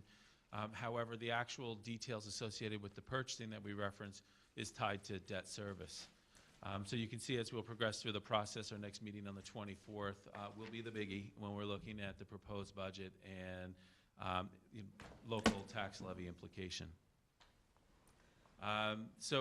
We talked about our process and where we're going. Tonight certainly is going to be important, and all members of the community, I'm hoping for your comment and engagement tonight. But it has been a process that has been very deliberate in its approach, that we've been really goal-oriented here, trying to find opportunities as we look at the conversations that we've already had tonight to expand student experiences and enhance program, but protecting those things that we certainly value. When we look at the challenges that we have, certainly the tax levy cap legislation poses some challenges. This year there's a big question mark that Beverly will speak to later with respect to the uncertainty around state aid and waiting for Albany to let us know how much money they're going to be giving us this year. Of course, I always try to strike a balance in looking at what we would like to do to enhance program services and maintain our facilities with maintaining a responsible tax rate for our community, but recognizing there's a certain number of obligations that pose challenges that I've listed before you. So our process is very similar to what we saw last time, that we're certainly try to streamline things, and as Mr. Whitney indicated, I'm streamlining my remarks already this evening. But we're going to highlight variances from year to year. We're going to look at push-ahead categories, and then we're going to look at new requests that are there, and we're going to itemize those particular areas, and then delve into some specifics in and around tax cap as we move forward. So when we're looking at this tonight, very similar to what we talked about last time with respect to curriculum-related areas, operations isn't going to be much different. When you see the impacts here, it focuses on what our real costs are. It takes into account personnel, related benefits, supplies, materials, some contracted services, and then other expenses that are incurred in each of these areas of our operations, such as copiers and BOCES service. So we're going to start with Board of Education. When we're thinking about our Board of Education budget points, so we're thinking about the operations of the entity of the board and everything that's related to your business. And we're seeing a decrease here, a variance of just over 15%, almost $12,500. You're cutting our salaries? You have been tough times around here. Yep. But we're going to work less. We're going to go on strike. No more professional development for us. Bev, would you like to highlight the couple changes here that we Sure. see? If you look at the bottom of your sheets, I've detailed some of the variances on the push-ahead budget. The first one, under Board of Education, you'll notice that under the BOCES, that expense has been moved over to the IT tech department, and that's for board docs, which everyone uses. The next item down of significance would be under district clerk, other expense. We're proposing going out for a e-policy review, and when you're doing the review through NYSBA for e-docs, they do not charge you for the review. They just, or the updates, so there's a savings there. The district meeting, last year, you'll remember we had 2 votes, one for capital and one for the regular vote. We've left the 400 line item the same, even though we're having only 1 vote this year, because of the potential of having to rent the new machines, the Digital voting machine? digital machines. And, but we did manage to cut the supplies so that it only reflects 1 vote. Yeah, and then just one point of clarity to add with reference to the e-policy. We're not proposing to go out. We already did that last year, so we're in the midst of that process, so there is not that normal reoccurring cost for updates. The next area that we would like to take a look at is Chief School Administrator budget. So those are things that are related to my office, and you see a 3.77% budget category variance, and 1.73% of that is related to new initiative. So when we think of what these new initiatives are, it's pretty straightforward. We're thinking about our move over to Dow's Lane and looking at the furniture needs that we have. We have a lot of broken and outdated furniture. Sorry. No, it's echoing or Sorry. something. We're also looking at furniture that we currently utilize that just won't simply fit into the new spaces. So when we look at that $6,000 figure, please don't think that that is my office. That's me, Elaine, everything on my half of the building. And you'll see similar carry forward for the business office as we move forward in the presentation as well. Bev, any specifics you want to highlight? No, everything is pretty straightforward there. The only other changes would be salaries, which are contractual. So finance budget points, you'll see similar to where we were with my office and looking at Bev's office. We're looking at a negative variance here, 0.054%. But there is some increase associated with the new initiatives. That $4,000 is related to furniture for the business office staff as we're looking to move into new space, some equipment and furniture that is needed. So much like when we were talking about the previous code, we're looking at situation here where it's approximately 6 people that this $4,000 is spread among. And is that sort of buried in 400? That would be on the next page in the 200. Under proposed finance, 1310, 200, 1310, oh, under new budget consideration. there it is, right over there, sorry, yeah. The finance. So we're all on slide 15, and you found that. And Bev, there's do you want to speak to why we see the negative variance? Certainly. The first major change is under clerical salaries, and that's due to one retirement and one change in employment. So we had a grand total of 2 turnovers in the business office this year. The 1310-400 other expense code is increased because of the issuance of capital bonds for the new capital project, so we have to pay for those legal services. And then under the 490 code, it's an increased cost. There's been an upgrade for finance manager, which will be installed this coming April. And also that code also includes the GASB 45 reporting and the Questar state aid planning, among others. On And the others are just contractual.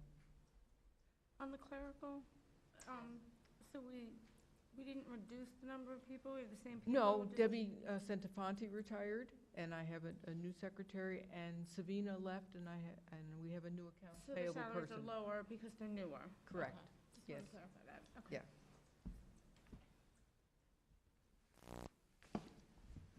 So the next area would be area of staffing as it's related to operations, and we're seeing a decrease of just over 7.5% for the tune of $30,000. So Bev, would you want to talk to some of the costs there? You can see it's not, the decrease really jumps out at us because when we look at the finances, you can see it's not a hefty line like many of the others, or a hefty category. Right. The first reduction is under legal other expense, and that is due to the final settlement of pending litigation where we had a different firm managing it because it was so lengthy in time. So that's closed. And the next significant reduction is in 1430-400. We have reduced our outside HR consultant services by $20,000. 1430-490 is BOCES recruitment, and that is just minor, $750, and that's just due to increased costs for OLAS recruitment, fingerprinting, and badges. And then under public information, the increased cost for printing for budget newsletter and capital project updates. Actually, we're going to have more communications with the community on that. And then under 490 BOCES services, This reflects a full year of communication service. This year, we did not have budgeted in that code for a full year. We had only budgeted for a partial year, so this just reflects the full year. Okay? And Beth, then- this next area gets a little more complex, Oh, and and just, I'm sorry, there was, Yes. just to be clear, so that on the previous slide 16. Yeah. It said 30,304, and then, but on this spreadsheet, it just footed to 24,104. Was that just, you changed the spreadsheet but didn't change the thing before it? Yes. Yes. So Right. this 16 should just be 24,104, right? It's 34 minus 8 is 24. The 24 is correct, we just didn't change. The slide This before, one. that's what I thought. I just was just making sure which slide was the correct number. You lost me. So if you go back to slide 16, Uh-huh, One more. yeah, it says 30,304. yeah. And then if you look at the spreadsheet on the next slide, it says 24,104. At the bottom. Over, over. Yeah. Yeah, yeah, Keep- yeah, Yeah. yeah. Well, either one, because Okay. so the variance, It's a typo. it's just a typo on slide. yeah, and the typo, and as, I apologize for that, but these numbers are changing. Yeah. every day. Just want to make every sure, day. I just want to make sure which was the right number. Now, quite frankly, there was an edit a couple hours ago based upon some information. This next area, I'm sorry, the BOCES number there, though, and you said, it says BOCES services, and you said the communication service. I thought we don't use BOCES anymore. I thought we did away with BOCES and replaced them with syntax. We're contracting, we have a COSER. Yeah. We have a COSER with We- another firm. so Right, with, But so why is the category say Because BOCES? they're It's not BOCES, BOCES. it's BOCES yeah, it's a Aid. COSER, so So with, it's the outside consulting firm. Syntax. Syntax. it is syntax, but it's billed through, because of the COSER, it's billed through BOCES, and then it becomes aidable, so we receive aid on it the following year. Okay. I mean, is that, it just, the heading sounds very confusing to me, because if someone picks this up and looks at it, it looks like we're paying BOCES, but in reality, We are. BOCES pays syntax. I know, but we're not using BOCES. It's just, I'm wondering if we could create a heading that's more, We are using BOCES because we're paying BOCES. Yeah, so they're a pass-through for I us. think that's confusing to, it's minor, but from a community member, if they were to pick this up and see this, I don't think they would get that it's a, The simple solution would be just do BOCES services/syntax. yeah, I mean, then it's just clear to everyone, Right. transparency, yeah. That's fine. So this next area, and as we've kind of worked through it, this is complex and confusing, so I'm going to ask that you kind of sit back and listen to Bev for a few minutes. Because when we get into operations and maintenance, concept of push ahead and the budget-to-budget piece is a bit difficult to process. So I think as we're moving forward next year, and we're certainly going to look to communicate this a little differently next year. So, Bev? Thank you. It looks like a lot of new initiatives in the budget. It's 8.97%. But you must keep in mind that most of your repairs and maintenance are not push ahead. They're one time only. Once you've repaired something, you're not going to do it again. So therefore, we had to put them under new initiatives for consideration. I'm trying.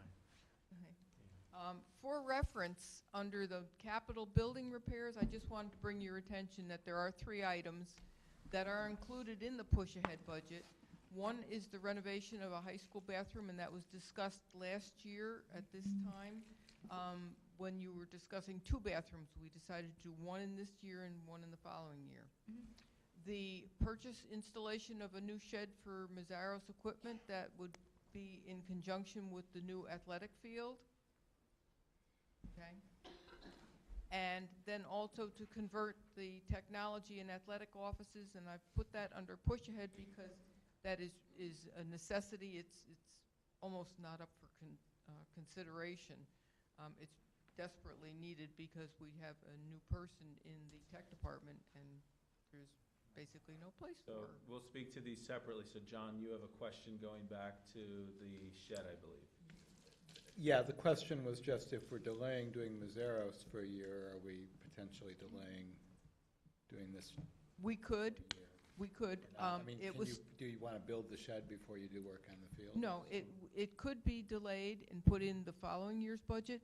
I left it in this budget because the board, we had not presented the delays to you, and you have not made a determination yet whether you wanted to have the project continue through the school year next year or wait until next summer.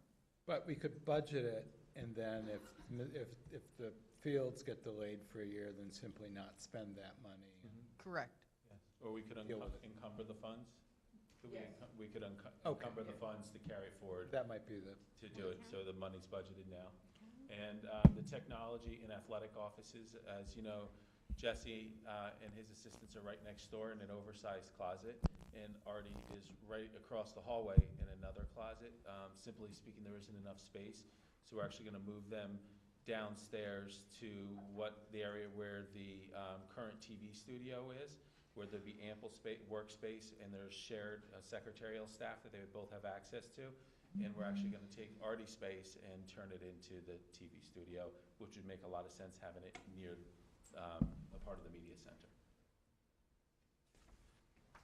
Thank you. So these are the detailed list of repairs that need to be done, basically all one-time only repairs. I don't think I need to go through the whole list line by line unless you want me to. But you can see that there's approximately $29,000 for Dow's Lane, $51,000 for Main Street. And I will say that Gary has worked with the building principals to create these lists. And then middle school is 68,000, high school 18, and the campus, part of that is Gary's. That includes his new requested auto scrubbers, burnisher, and carpet extractors, a new maintenance software program. He needs some replacement snow removal equipment. It was really put to use this year. And, wear it out. yeah, and a new gator, again, that's for the new Mazzaro's turf field. A couple things that I would like to point out if we can. We look at the high school number being lower. Also keep in mind, we went through this, that we're spending about $170,000 on new bathrooms at the high school at the same time. And then looking at the Gator, a mobile vehicle that we drive that we could use to groom the fields, but it's also used for other athletic purposes on the sideline. You may have seen Artie would drive a golf cart that we're hoping to be able to use for this purpose, but the golf cart's on its way out. That we joke that actually, as he's driving the golf cart to bring equipment out to the field, that kids are walking past him because it's at the end of its life. So this is a critical need, and our maintenance workers use it as well to support their work around the campus. Really minor question is, what does school do? That's another point. So it's actually software that allows us to be able to track all of our maintenance requests. Okay. So when there's a particular need in a building, rather than going through a paper system, it's web-based, people go in, enter, it gets approved by a building principal, kicks to Gary, Gary assigns it, and then you can track.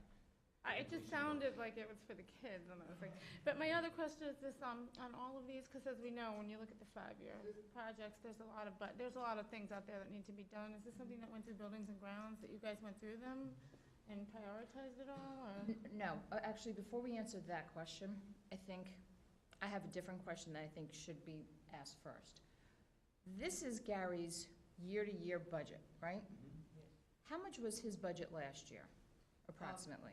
For maintenance, you'll see it on the next page. No, not The capital one was It's not next. 300 and, capital was 341,000, and district-wide building repairs was 196,000.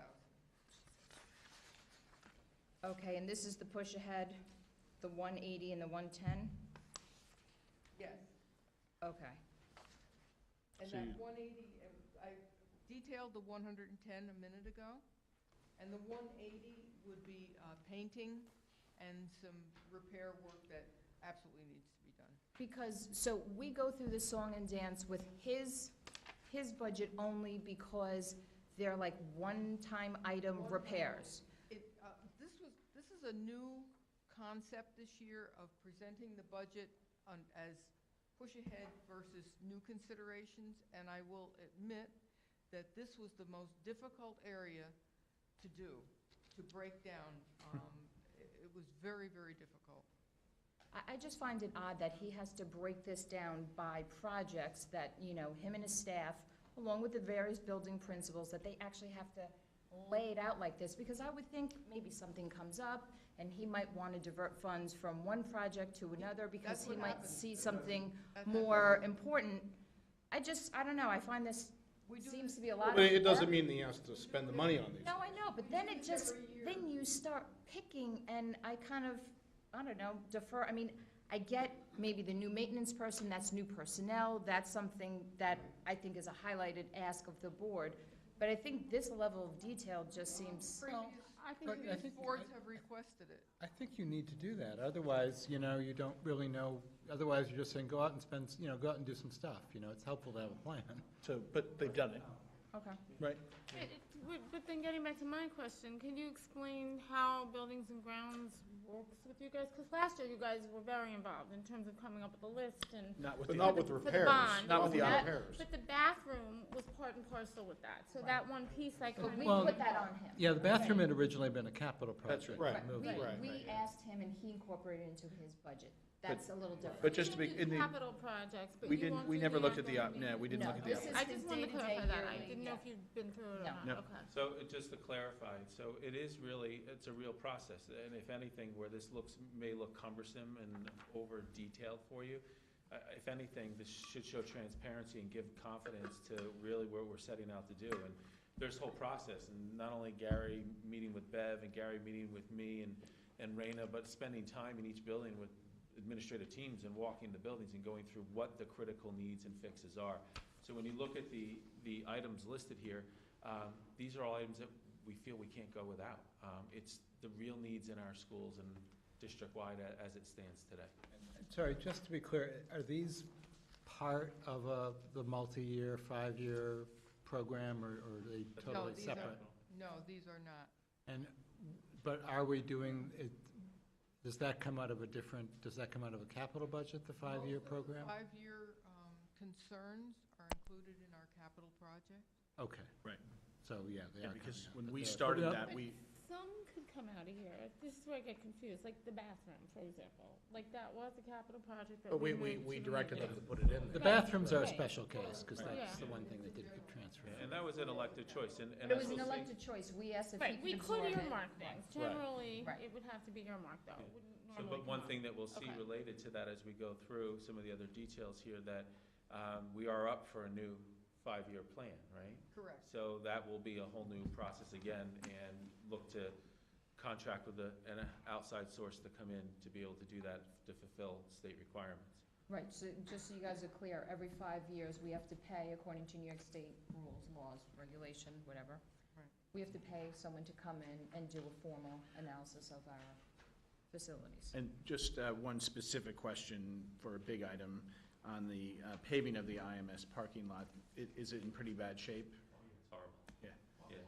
But, That's not the only place in bad shape I've searched, but the IMF, the Wilson parking lot was the first one we noticed.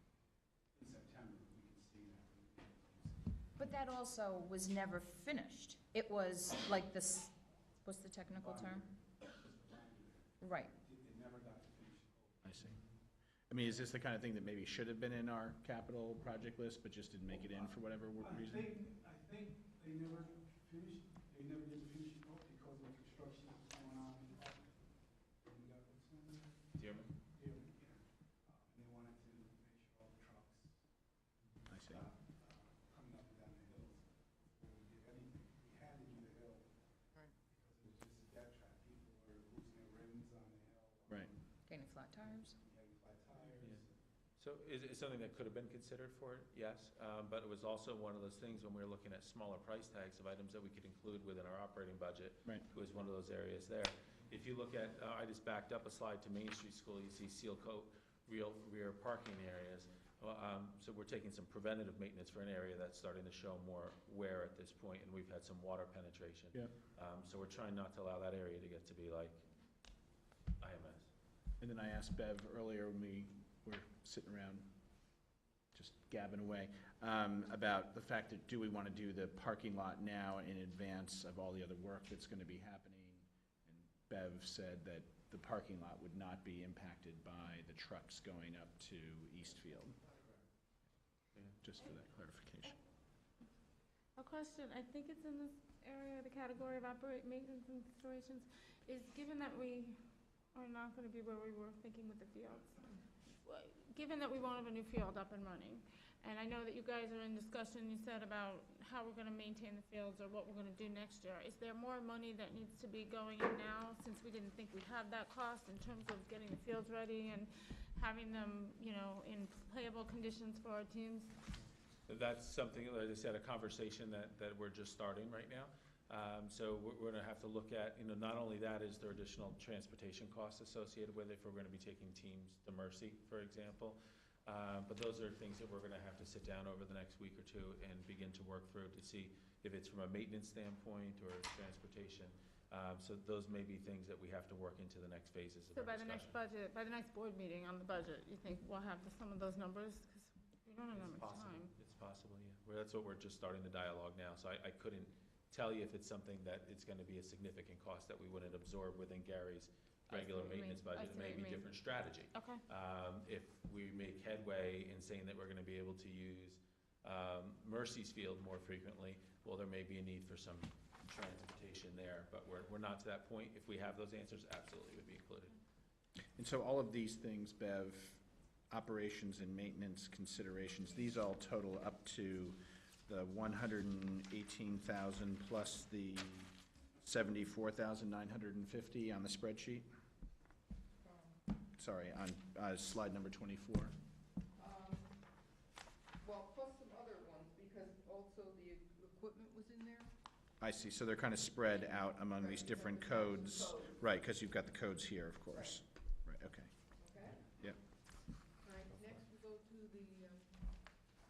the maintenance consideration, and we're asking for the addition of one maintenance employee. And I just want to give you some interesting facts. Currently, we have one maintenance person, and it's really a grounds maintenance person. And we have one grounds/custodial, which he subs there, person for 51.3 acres of land to maintain. Our custodians, we have 20 custodians and cleaners, and 3 head custodians who actually do not clean all day. They're working. Those 20 custodians, cleaners cover 331,503 square feet of building. They're very, very busy. And we currently have 0 dedicated maintenance workers. Okay. With that being said, we are really understaffed in the maintenance area. Currently, some of our custodians get called in to do some of the minor maintenance work, which then pulls them off of their normal duties, which then get backlogged. We are currently contracting out for services that could be done by this maintenance individual. And I would ask Gary to give us a couple of examples. Some of the projects we have, well, some of the things that we contract out are replacement of motors and pumps for our heating system. Motors are for the radiation throughout the buildings. We changed motors in the unit in the high school. Just this winter, I think we lost 4 motors, and we're calling a contractor. He's got to work around the school schedule, so it could require overtime, him coming in the evening, so that jumps up cost. We had a maintenance guy here until 2008. He retired. We never replaced him. He would do some of the PM. Now we get 2 PMs on our heating unit. Preventive maintenance. This campus, to not have a maintenance person, it's crazy. During these winter months, especially this year, we had all those cold days. We had people walking in buildings looking for freeze-ups. And I suppose you're also at the mercy of contractors then, because some things need to be done very quickly, and if you have to call in somebody and they've got 5 other jobs they're working on, then you have to wait for them or find somebody else. We're on the waiting list. Right. Well, most of the time, the heating contractors show up, but they're here quite often. I mean, there's a lot of things that we used to do that we just don't have the manpower to do. We have had to wait for the plumber. Yes, we have had to wait for them. If you could actually quantify that, I think it would be helpful, because you could kind of look back over the year and see how many contractors we used and how much it was. And I think last year, I believe you asked for this last year, and part of the conversation was you pay a load factor when you hire an employee. When you contract out, you know, you don't really pay a load factor for benefits or Yep. whatever. So again, if you could give us a little more data about, especially this year, I'm assuming maybe we had more because of the weather and the winter we've had, I don't know. More data is helpful, if there's any that to be had. Right, but basically, what's really the net cost of this, because there'd be some savings from not paying the contractors? Correct. How much is that? That's the question. I know, that's because of the When we look to the next item, the addition of 1 security greeter at Dow's Lane. So I think when the renovations take place at the school and the district office moves in, the main entrance to the school actually moves up to what should be the front of the building. However, the handicap entrance still remains down at the current location. So that presents a challenge when we're greeting folks there. But also when we think about where we are from a district office standpoint, we don't have a true reception area for our district office. So when we have contractors, parents, board members that come to visit, everybody just kind of walks in and finds your way. That's kind of be difficult when we think about us moving over to Dow's Lane. Someone could report to the front door, but then they're potentially, all the guests that come and go for district office business, potentially wandering through the building. So this gives us that opportunity to be able to provide appropriate service for handicap entrance, and will also allow us to have an exclusive entrance for the district office. That'll help us with reception services and ensure that visitors to the district office aren't wandering around the building, whether it's lost or exploring while they're waiting for a meeting. We think that it'll be a great service to the community, but also something that will keep up the safety and security in our school with this transition, something that I think teachers and our parents would absolutely appreciate. And this doesn't carry a load because No, it's it a is a contracted contracted service. service. Yeah. Why is the handicapped entrance staying there when the main entrance of Dow's Lane is essentially going to shift, right?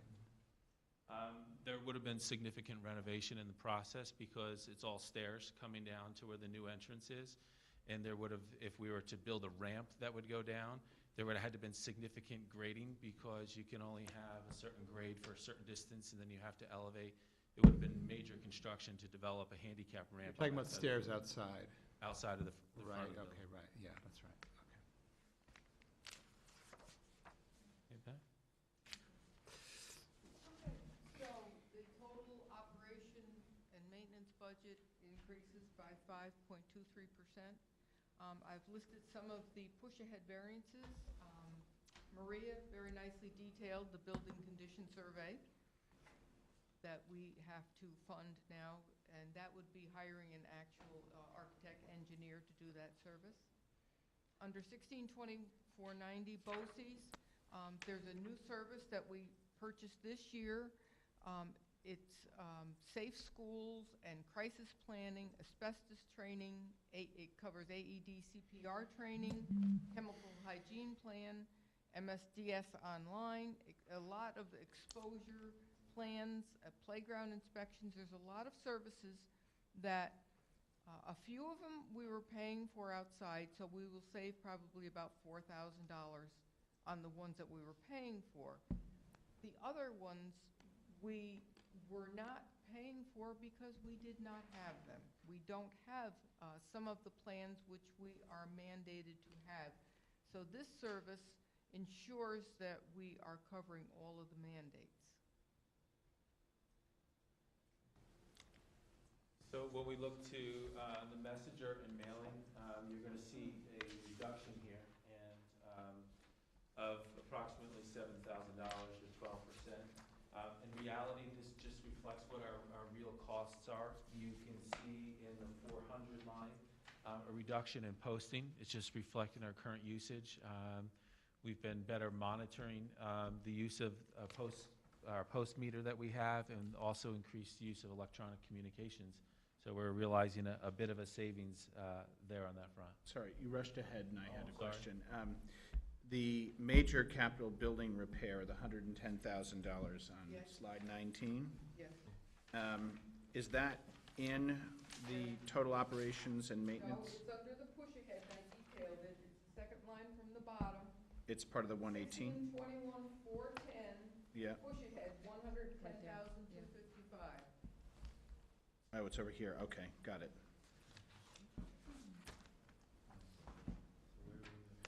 Sorry, so right, because you consider that push ahead, right? Because, They've had prior approval, either through Exactly. vote or discussion.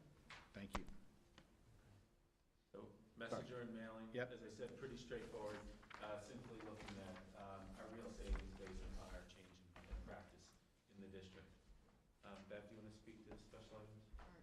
Special items is just cost increases. There is no new considerations.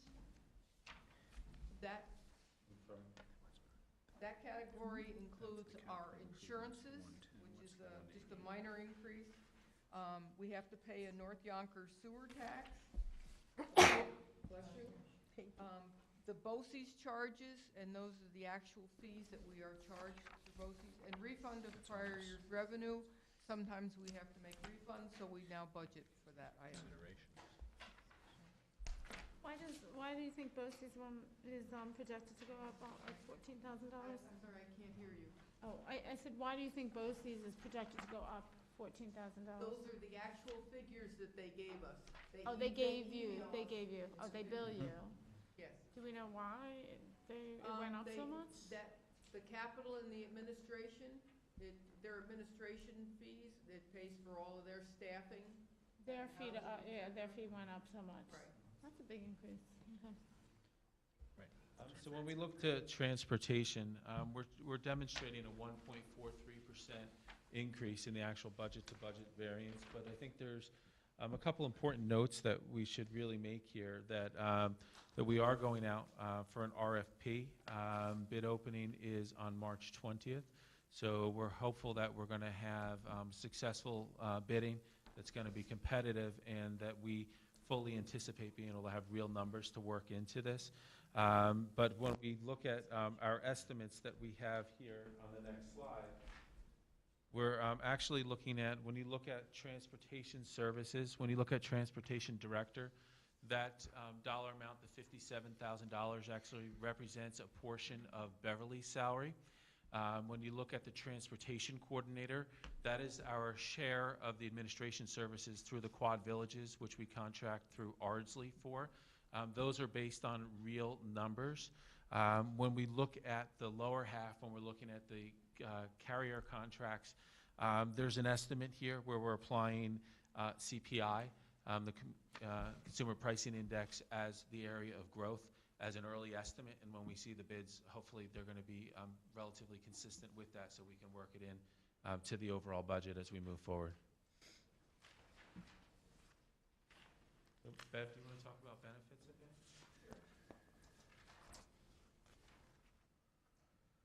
Okay, the employee benefits, you'll notice a 1.53% increase. That's the result of new personnel considerations that have been presented either the previous board meeting or this board meeting. So I have broken down the fringe benefits into these categories for you. Do you know what the FTE is that's related to that? I believe it was like 9, approximately.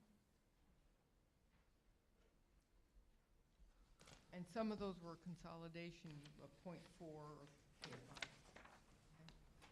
So there's some major changes here. If you'll notice on the push-ahead variances on the bottom, we finally received a break from both pension systems.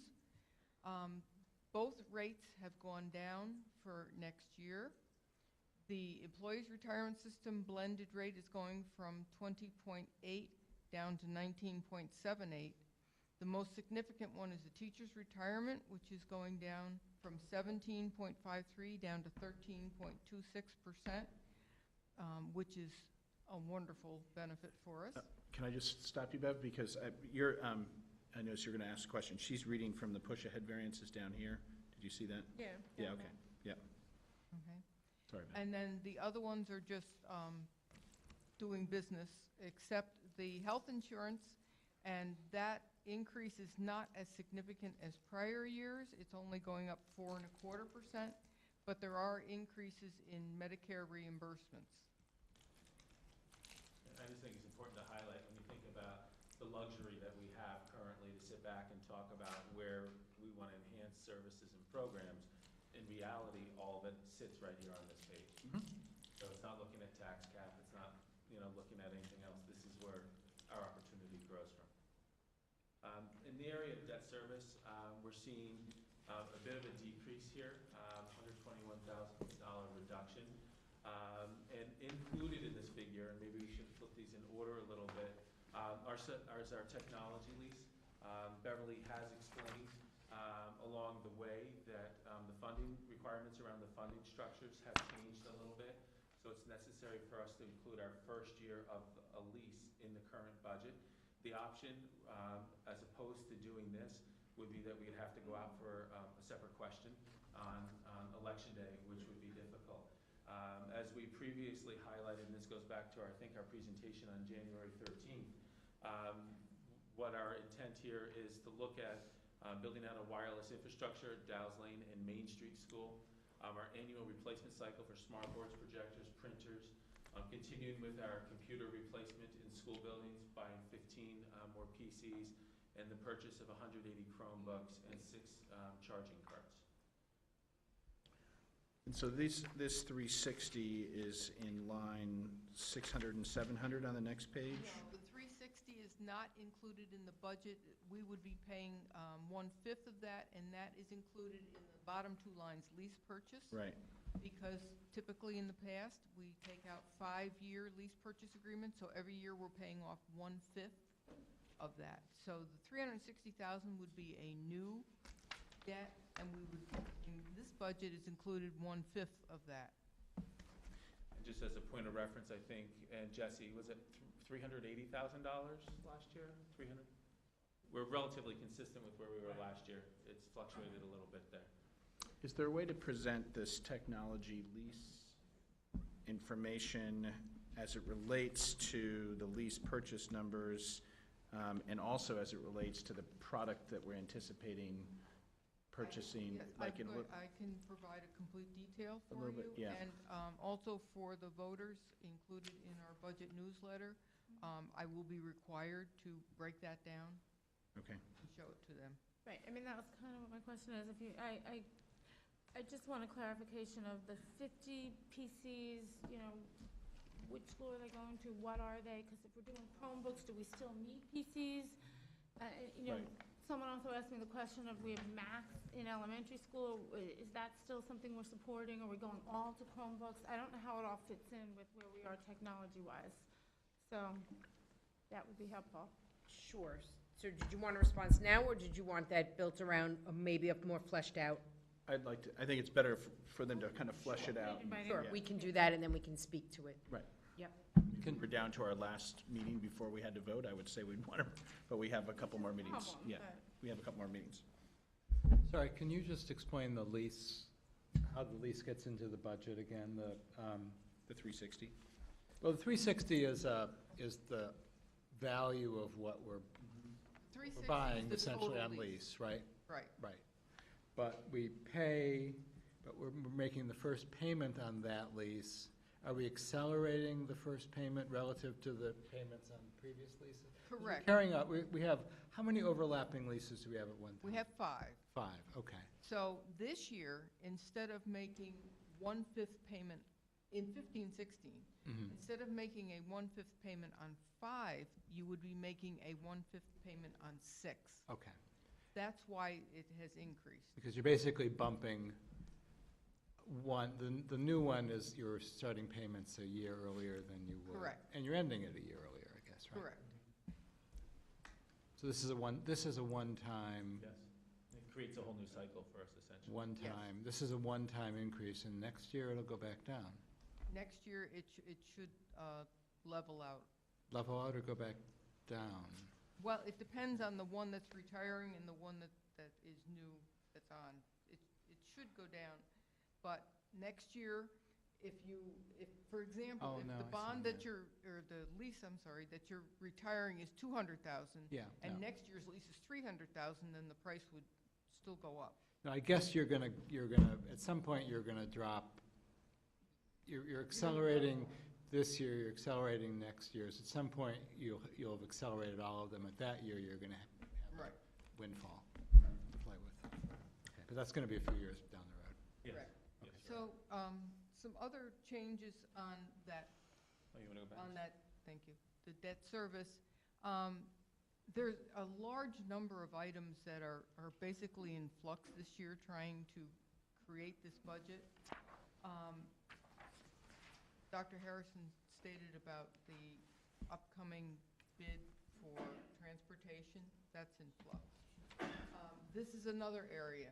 The first two items, the construction bond principal and interest, we're currently refinancing, called a refunding of our old debt.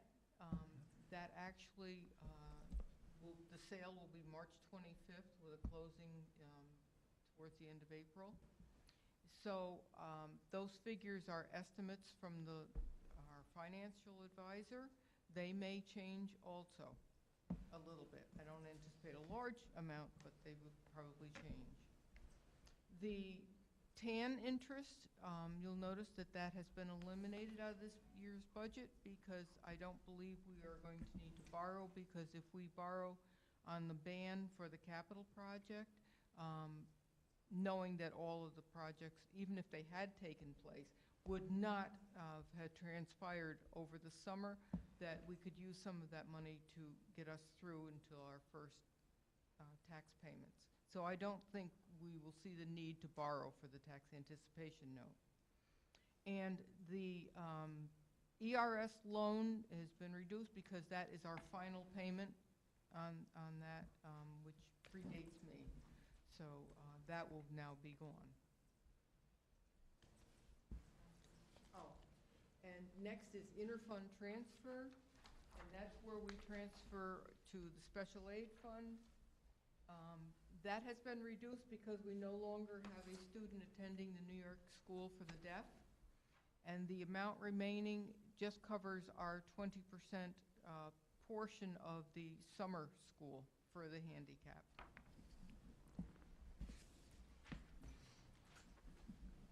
So we have a summary of proposals here that we have, obviously, for reference sake and convenience as we look to go through the presentations today. And if we need to flip back to them, we have them available to us. As we said, we're going to continue to have some conversation tonight. But Bev wants to kind of walk us through taking a look at where we are with respect to our total budget summary. So, Page 41. So slide 41. Yep. Can we just pause for a second, just see if there's any questions before we accelerate to page 41? Little minor question. The bathroom renovations, do those need SED approval? Yes, But we don't have them. correct. So that probably won't happen this summer, those two bathrooms. Okay, so the total budget, which has been presented at the last meeting and this, shows right now a budget of a 3.29% increase. As we're looking to the future, and something that I've referenced a couple times along the way, I would like to encourage the board to consider the generation of a capital reserve fund. Much like our tax reserves, it's monies that are set aside for that express purpose. So when we think of our tax certs, when we have money sitting in that account, we're able to draw upon that to pay our tax certs as they come due. Much like that, a capital reserve fund is something that sits where we're able to put money aside to deal with capital projects down the road. So when we could think about a paving project, you could think about other capital projects that could occur in the building.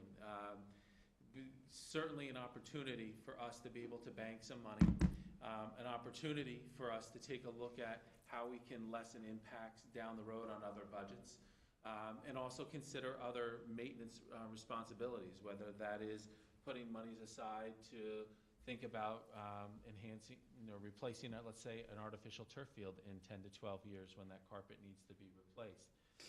This is something, a fund that can only be created with board approval and then voter approval. So this would be a separate question that would appear on the ballot, giving the board consent to be able to develop this fund.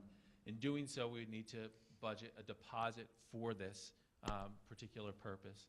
Moving forward, when you want to use these funds, again, you have to go forward with voter approval to be able to use these funds. It's commonplace when we look down the road to Dobbs Ferry, when they've done renovations, they have a healthy capital reserve fund that then they've been able to draw upon. In my last school district, we had a capital reserve fund that we made deposits each year when we come to the end of the year if there were monies available, or we would budget deposits into the account. In other years, we made withdrawals when we had significant renovations we want to take on in our school buildings. We can look at doing this different ways. My recommendation at this point in time would be to consider making an initial $25,000 deposit into the fund to begin to establish it. And then each year moving forward, the board and administration would be able to have that annual dialogue about making other deposits into that account. I think it's one of those things where we're thinking small but thinking for the future. It gives us that opportunity to be able to save for those bigger expenditures, but it's also demonstrating to our community really our thought process about changing how we're paying for certain types of expenditures along the way. Currently, I'm suggesting that we would utilize fund balance. Beverly believes that we will be able to have those excess funds at year's end to be able to make such a deposit that would be able to satisfy this request. Something that we certainly need to talk about, but something that I think is a responsible move for you to consider. Does, in the future, when a board may elect to deposit more money into the fund, does that require voter approval as well? It would have, the Deposits. complete specifics of the capital reserve fund have to be spelled out before the voters vote on it. So, for example, you would have the voters authorize a total capital reserve fund of $1 million to be funded through either transfer or fund balance. I see. Okay, and then the board would be allowed to put in whatever they wanted to. But if you set up the fund, capital reserve fund, as $25,000, you can't put any more in. So you kind of set a ceiling, a threshold for what you would save, and each year you could make deposits. And then withdrawals would require voter approval. Correct. Yeah. Correct. And It has to have a certain time frame in it. so if your voter approval is needed to withdraw, can we do the vote anytime we want, or does it have to be in the May school election? It would usually be typically held during May, otherwise you're having, the vote is a separate Voting election. expenses. Right, voting expenses. And what happens, I mean, I just have some, just how it works. Like, what if you have a community who's going through a phase where they keep voting no, and you have this reserve fund sitting there? Is there a statute of limitations on how long the fund can just exist, or you're That's required to part of use the it? criteria that you have to, We establish that up front. right. You have to be very specific when you're setting up a capital reserve fund. So do we have to specify the schedule of contributions to the fund, or just the No. overall amount of the contribution? Overall. So we could say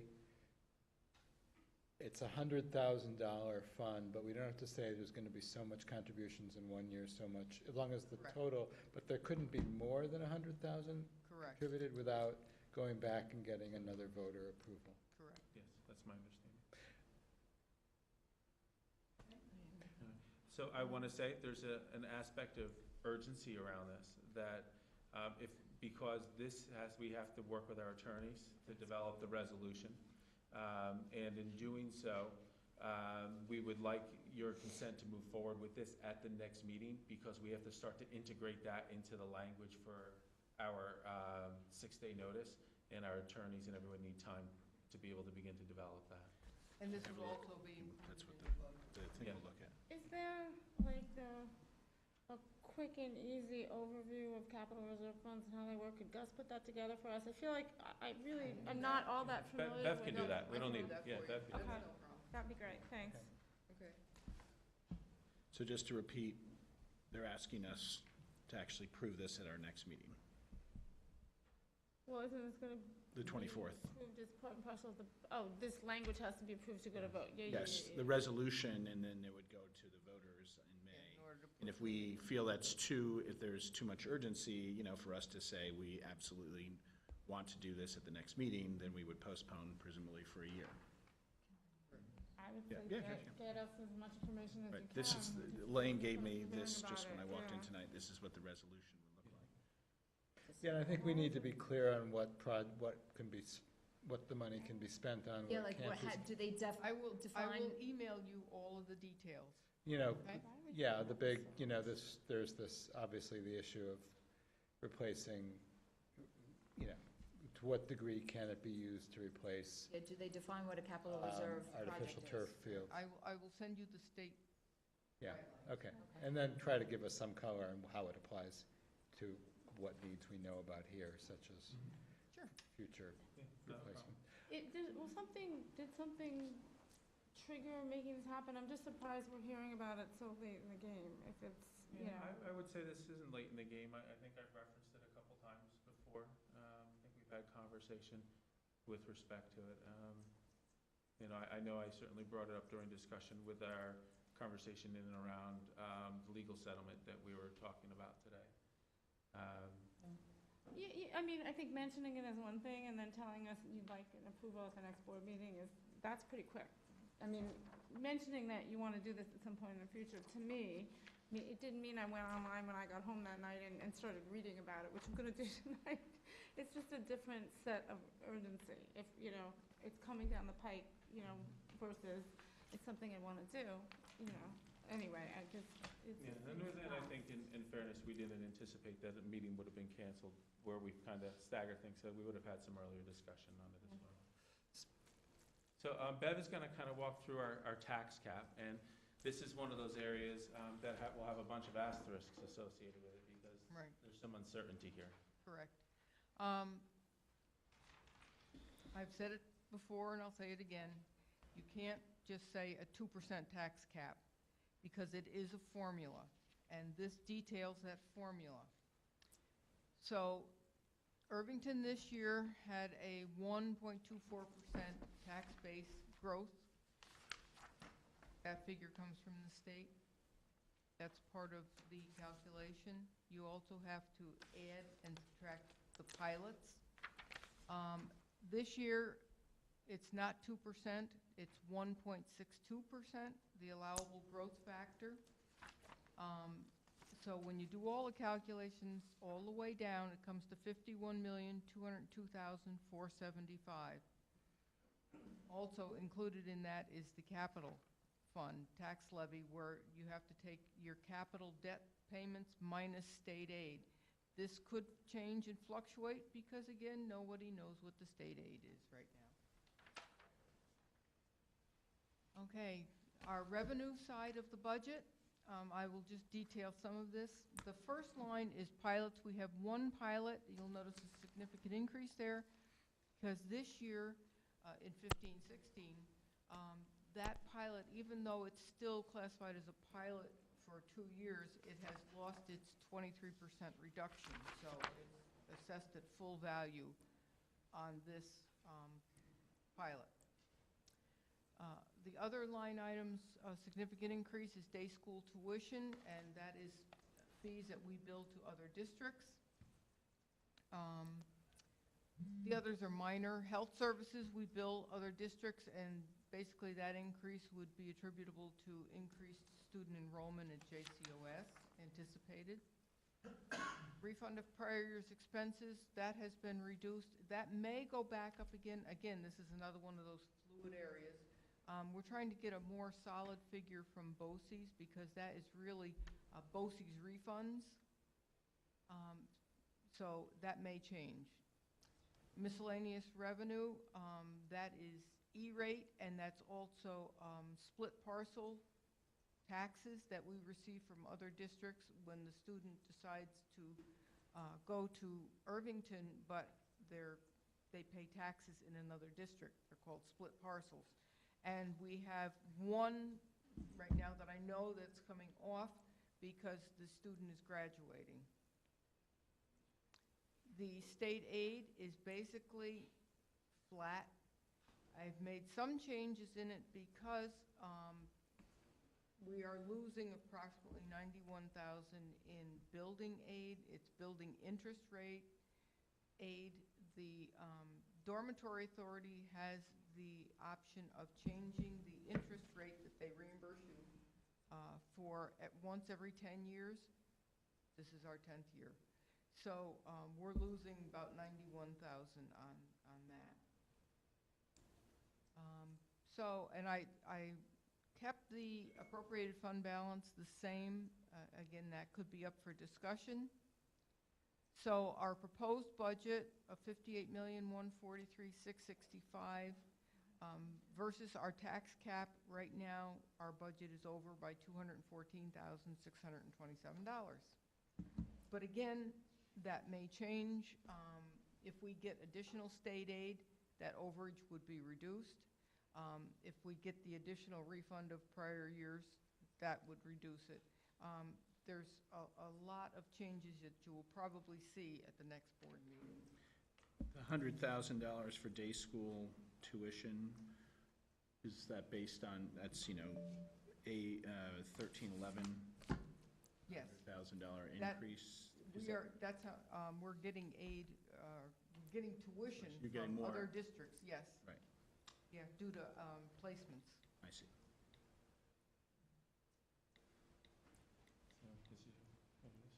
No, I already went through that. No, you're, essentially addressed all these. Yep. So, obviously, we're at that important point, that point where we start to have some conversation. When we're thinking about where we are and what our needs are. As I said to the board in the email that I sent last night, what I think is real important for us to understand is, right now, is what your target is for us with respect to tax increases. Our expectation is that we're certainly going to be below book cap, but what does that look like to you? And if there's any, recognizing we're going to have much discussion over the next 3 meetings, but any initial guidance or thoughts regarding any particular things that you have strong opinions on that we presented over the last 2 meetings. A list of the many discussions that are coming up. The one that I do want to highlight, we moved to certainly the top, looking at our proposed budgets, but we also want to take a look at that we have our preschool parent meeting Monday, the 16th, 9:30 at Good Shepherd, and we encourage our community members to certainly join us there for dialogue, and then you can see many other opportunities that will come forth. But Mr. Whitney, I will sit down, and the microphone is yours. Thank you. Thanks again for an extremely thorough and detailed presentation. And it's nice to have an early look that will change, but to give us a sense of grounding where our budget is likely to come out this year. I think I did some simple math that says our tax levy increase, this number right now that you're projecting on page 44, which is the $1.4 million tax levy increase, that comes out to 2.78%, I think. Where are you? On page 44, there's a tax levy cap that is, shows the 1.4 million, 1383. That's the variance in dollars, and that's 2.78% is what that is showing, that, if you do the math. Don't you want to do the math from our tax levy last year to the current cap? Not the last year. We didn't tax the cap last year, right? We taxed less than the cap. I was assuming we did 49818 or not? Well, 49818, yes. 178? 178. 178. We were 178, right. $817 under tax cap last year. Right, so I think mathematically it's pretty much the same. No, it's different.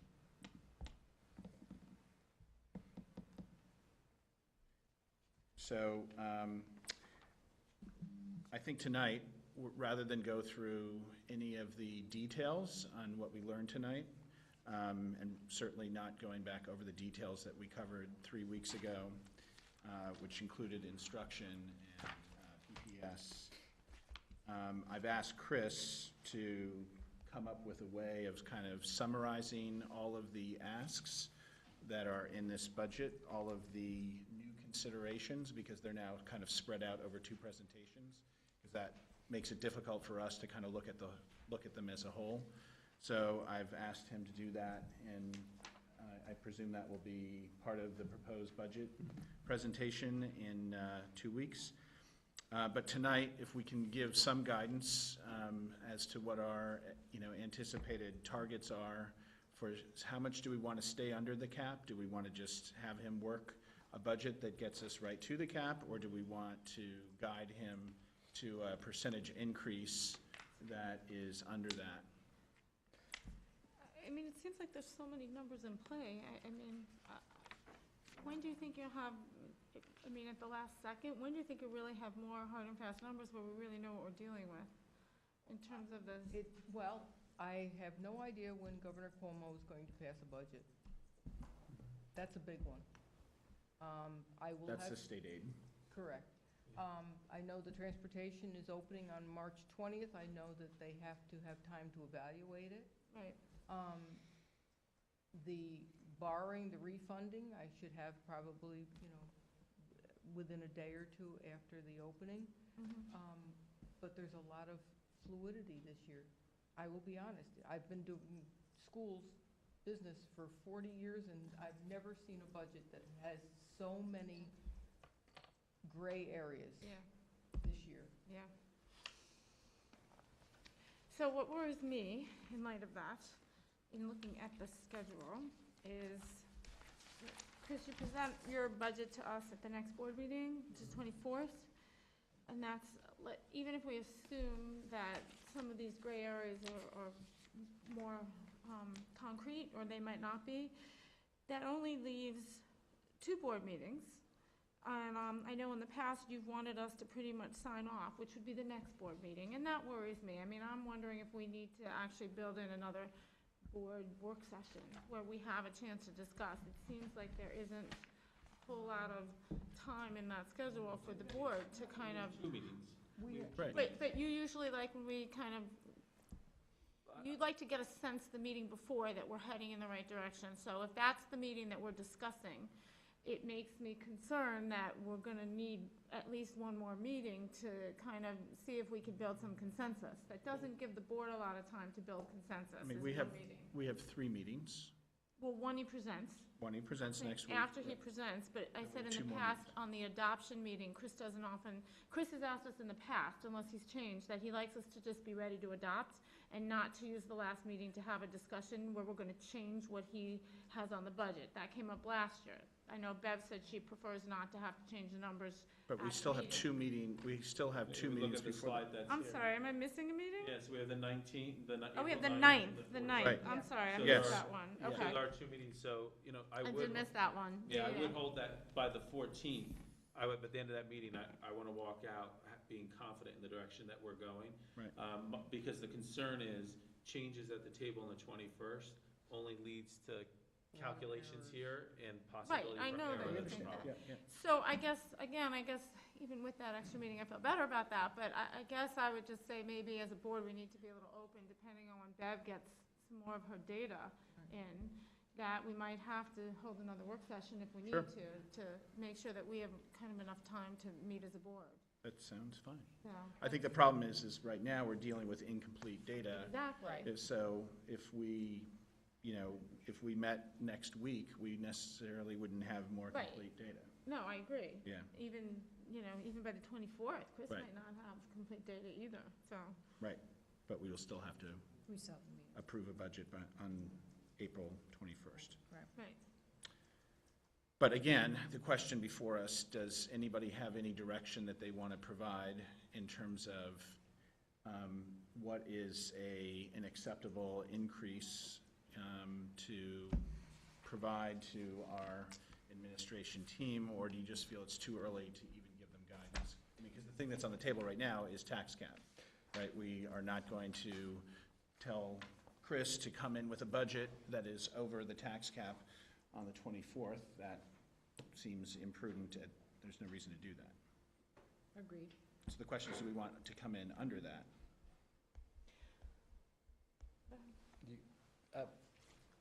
By the way, can you, I calculated a percentage which may or may not be correct, the 2.78%. What is the percentage right now? The budget increase in terms of the expenses is 3.29. But what is this? I calculated 2.8%. 2.8. From last year's tax levy to this year's cap. Right. It's 2.8. That's what I calculated. Yeah. So it's close to what you did, but given that I said your rate. base should be slightly lower, the percentage should be a little higher. Right, so That sounds 2.8. about right. Yeah. So it's 2.8, so the question is, do we want? And then the tax rate people will pay will probably go up, will, as usual, go up by more than that. Remember, because our assessed values drifted down. Right. Do we have anything on the assessed value? I just had a figure today, but I have not had the opportunity to analyze it yet because I have to verify if all of our tax certs are included in that figure. Okay, okay. But to your point, we've had a number of tax certs that are. Yeah, and just as a side note, the one thing I was going to ask is if we can get kind of a summary of, it'd be helpful to have a summary of aggregate tax cert payments this year, because we don't budget those, but we keep spending on them, so it'd really be helpful to know what they've been. You know, it always strikes me as best practice to try to budget for them, but one way or another, they come out of our budget. It's just they typically come out of our budget through money that we don't spend in Well, they're split, because the current year has to come out of our current year's revenue, and then the prior year's has to come out of our reserve. Oh, just in terms of when people, what the tax. Right, when you're approving a tax cert, the prior year's taxes comes out of our reserve money. What if we don't have a reserve for it? If you didn't have a reserve, then you'd have to bond for it. Why can't we spend it out of current money? Well, if you spent it out of current money, then you'd have to lay off staff or something, you know, because you wouldn't have it. But we could budget for it. Yeah, but, right, you said us, we don't have a budget for it. No, I know, okay, fine. But then But we the don't. current year's taxes that are paid, that has to come out as a refund under our current revenue. And that's why usually our taxes don't come in, you know, at the end of the year as being fully gathered, Yes. because they're not. Well, I've managed to get totally confused about that, but that has to do with the time more than anything else. But I think, again, what I'm asking from the board is about direction around what is a. That's fine. I just want to make sure that we get some You have data on that- the tax you cert, have so we that have. ask, yes. Yeah. Does capital reserve money come out of the budget? Do we budget for that coming out every year? The capital reserve, So if we put this up to vote, would there also be a line item contingent upon this passing? Say we say we're gonna put $25,000. Would there then be a line item in this budget that triggers, if the vote is yes on the capital reserve budget, then our budget changes no, by 25? it would not automatically trigger it. The referendum could say it could be funded through budgetary appropriations or through fund balance. Fund balance. Then it would be up to the board to decide whether they wanted to include it in a budget as a line item. Okay. And it And would so be that would be showed an additional transferred deduction to the fund capital balance reserve. from the 422. Okay. Okay. My feeling in answer to your question is I feel like we need to stay under the tax cap, 1. 2 is John's calculations are correct, and we're at a tax rate increase of 2.8. It seems on the high side to me. It's not the tax rate, that's a tax levy. Oh, that's the tax levy. Oh, do we know what the rate of the tax rate increase percentage is? It's We don't know probably yet. higher though.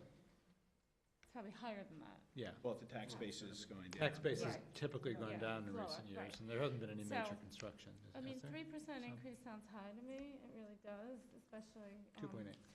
especially given that it's compounded every year. 2.5? What? Do you want to give them a target of 2.5? I mean, I'll say what everyone else says, it's kind of capricious. It's arbitrary. It's- I yeah. think there's an aspect to it, as I'm listening to talk, I was gonna use the word arbitrary. My question to the board would be, we're looking at prioritizing as we're coming to the next meeting. And my suggestion would be to come in with what the administration's priority is to arrive at a budget that's under cap. That was symbolic, I think. But, and I think that kind of demonstrates where we are, and, based upon the requests that are included in there, it kind of begins to demonstrate where we can go to arrive at numbers that could be a bit lower, a little higher. So in other words, you want to do a budget that comes to the cap? I'm not saying to the cap, but I'm Or saying in that in the general- range of cap. Okay. And I think it becomes a starting point for discussion. I worry about, giving us a target that, say, may be 2.5%, and knowing that number's gonna fluctuate quite a bit as well. Is that something that the board is comfortable with, that we just target to come in under cap? Or no? And to be clear, you're going to prioritize the asks, or not necessarily? Well, I think the priority would be the fact that those that are included and those that aren't included. But beyond that, Okay. because there's about $1.2 million in asks, I think. It's a big number. It's, If we want to back out the buildings and grounds that are built into that. Right, Beth? Yes, it's the last pages is a summary of all 50. the 1.2, right? And That's that the number. includes all the buildings and grounds. So on page 41, Right. the new budget, so all the new budget considerations that we've heard from our administrative team over 2 meetings total 1.2 million. That's on slide 41. See, and then, well, Some of which is the operation and maintenance, which is Correct. basically, it's a new consideration every That's year to keep operation. it stable spending. Yes. of this, of total, Yeah. yeah, this includes the other ones, About a quarter of it, yeah. more or less. is there. So to put it another way, our total expenses are going up 1.862. 646 was identified as push ahead, and 1.2 was identified as new considerations. Well, I mean, one of the things that I mean, as I mentioned this before, but as a board member, when I take a step back and look at this budget in terms of what your asks are, it seems like it's a lot of infrastructure and not things that I would prefer to see, a few things that go directly into the classroom, that more directly affect the kids, other than a security person or whatever it is. I mean, I haven't gone through and looked at, prioritized your priorities to me. So that worries me. I mean, if you're looking to ask, if you're asking for a $1.2 million increase to, of asks, and there's not things that I feel like are directly affecting the kids, then I just wonder if it's a board discussion as to what are the board's priorities for asks, and where does the board want to see incremental money spent? And that's kind of where I am That's now. what we're going to get to in our Yeah, no, next but board I'm meeting. just, in terms of what Yeah, Chris yeah, wanted to yeah. hear, that's one of the things that I'm weighing in my head is everything in of itself is a great ask, makes a lot of sense. The totality of it really comes down to me, how it affects our kids in the classroom. And, is this really consistent with what our goals and, mission is? So I think, what he needs then is some guidance if you are thinking about additional new things that the building administrators did not identify, because that's where many of these new things came from. Excuse me? Yeah, they got up and left as soon as Robin started talking. That was just bad timing, too. Nothing deliberate there, Rob. So, the point is that now is the time to come up with some of those additional things so that they can incorporate them into the wish list, and, because we'll have to knock other things out. Because now is the time to really be specific. Are we talking about more world language teachers, more math teachers? I thought we weren't going to be specific right now, but I'm not, no, no, I don't mean now, I don't mean right this moment. I mean now. You I mean, going forward, later now. I mean, going forward, we will need to have that, give him that direction. Yeah. I have a, I mean, I haven't spoken on this yet, but I have a similar sense that everything in this budget sounded great. You know, all these things, yeah, it'd be great to have a school of this, yeah, great. But we're spending in aggregate, it seems like a lot, without really doing much that seems to the core of teaching, of getting more opportunities for, you know, with the exception of academic support, giving more opportunities for kids, and really improving the education in this district. So, you know, I'm not comfortable increasing taxes at what essentially I think is twice the rate of inflation, without really improving, you know, in areas that just don't seem, especially because in areas that don't seem all that focused on our goals.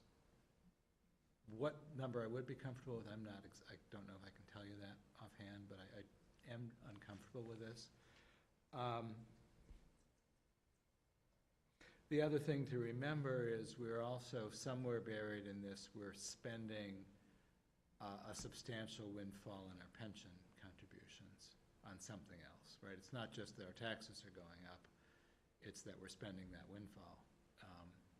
That could go back to the taxpayers. Sure. It's not, to me, shouldn't be automatic that we always go up by the tax cap if we don't have a good reason to do so. That's why I'm asking for guidance. Yeah, and so I'm.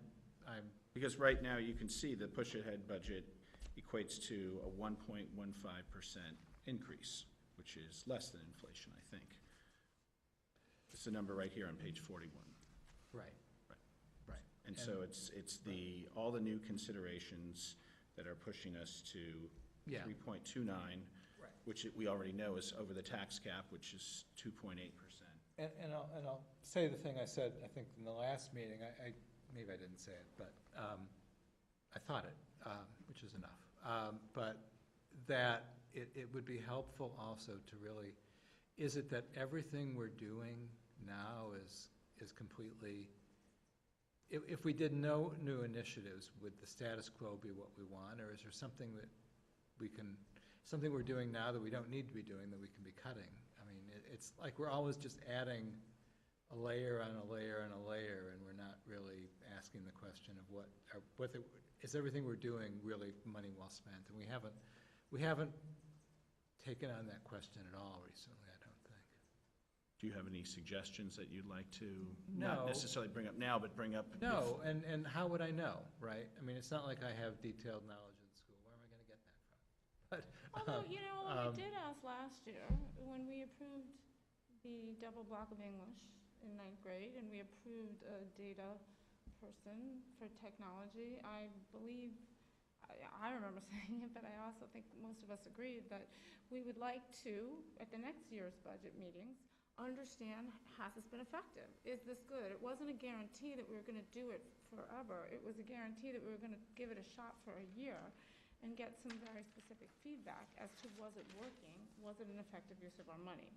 I haven't heard specifically to the ads that we did last year, those two, kind of, what is it, you know, is that? Well, we did hear ask about the writing program, but the additional position, because of the way the hiring process went on, that position didn't get filled until January. So it's kind of hard to kind of evaluate that.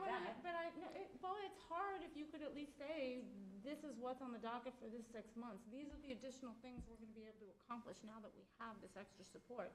I really personally don't have a sense as to, you know, where is that extra time being spent and how is that affecting our kids? And I would like to understand that. I also wasn't even aware that that position wasn't filled for most of the first half of the year until, I mean, it wasn't, you know, I didn't realize that. I thought we were operating with it all. I know it now, but I'm saying, you know, if we didn't need it for the first half, maybe we don't need it. I don't know. It's hard to know what's going on unless you guys report back to us. And I don't want to be contrary, but I believe we did, and you know, we reported periodically, whether it was through a weekend update or otherwise, but that we were going through the process.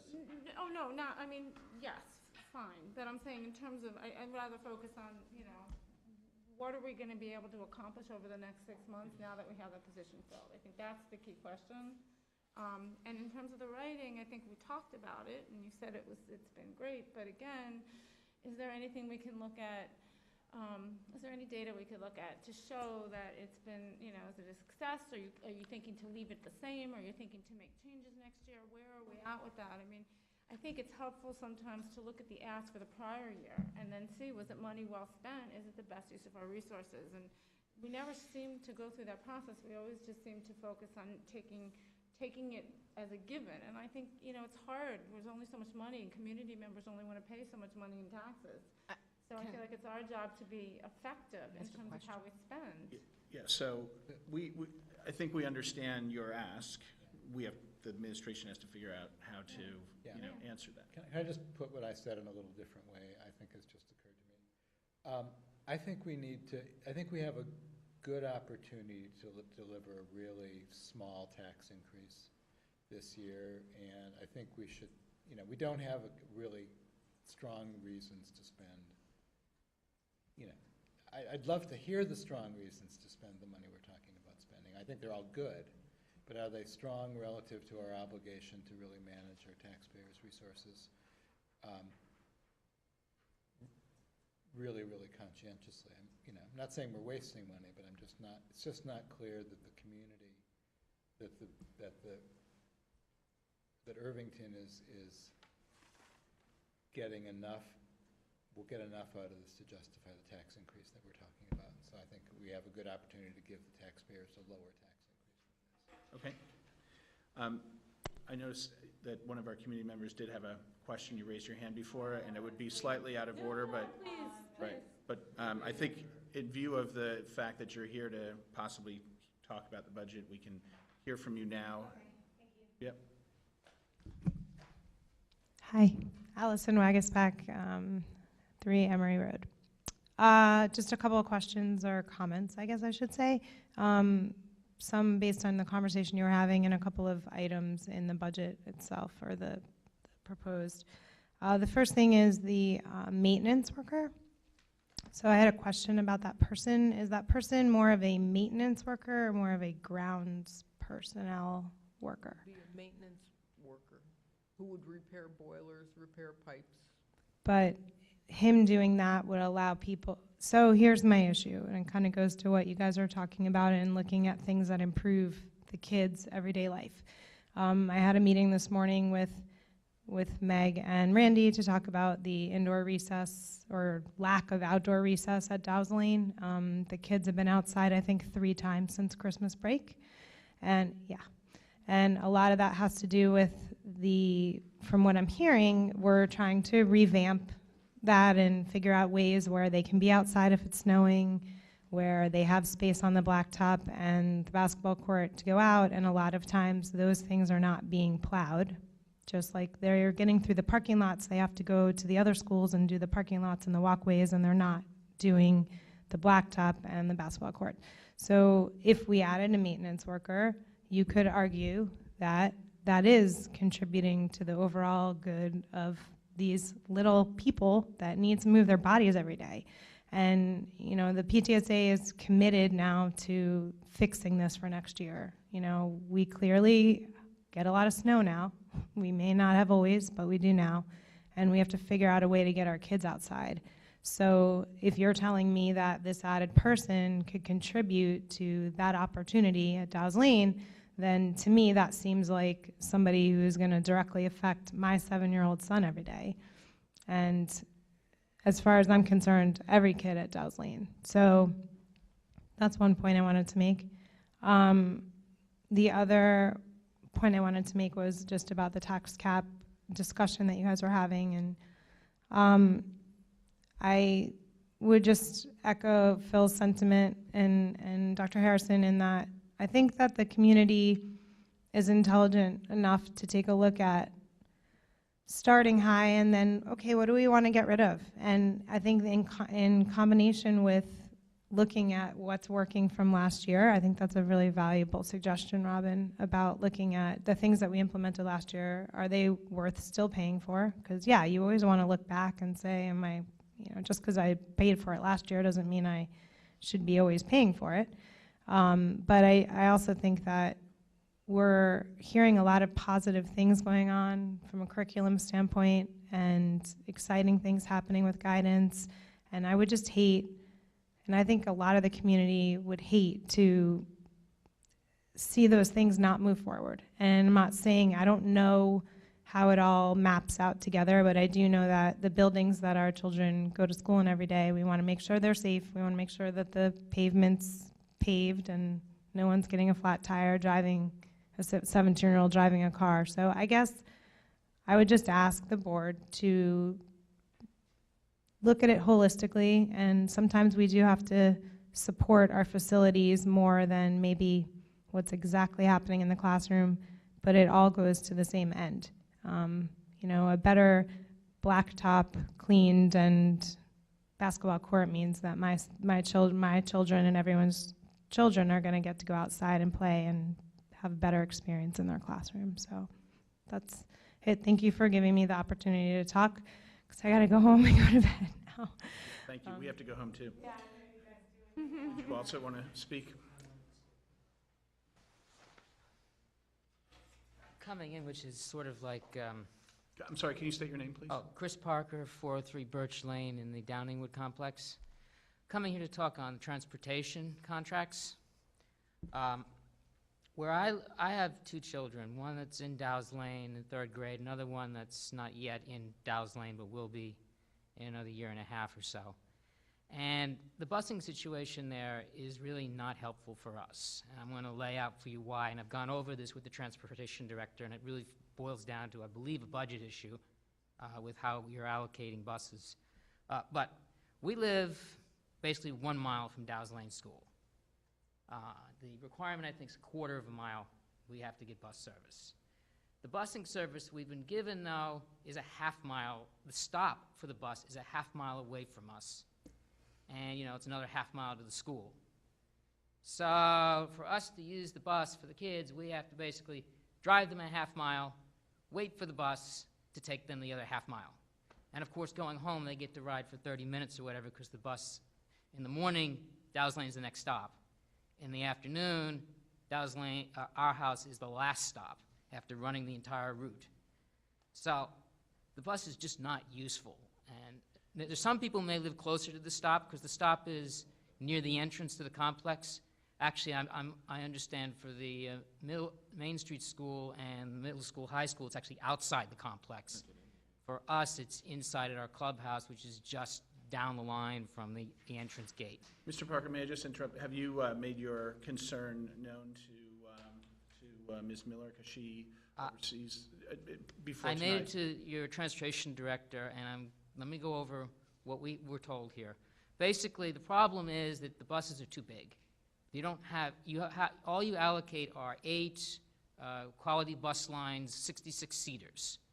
And the complex has private roads that are a little small. Garbage trucks go down them, delivery trucks go down them. They are fire safe for the fire trucks to go down them, but the transportation director is not comfortable running a 66-person bus into the complex and doesn't like having to back them.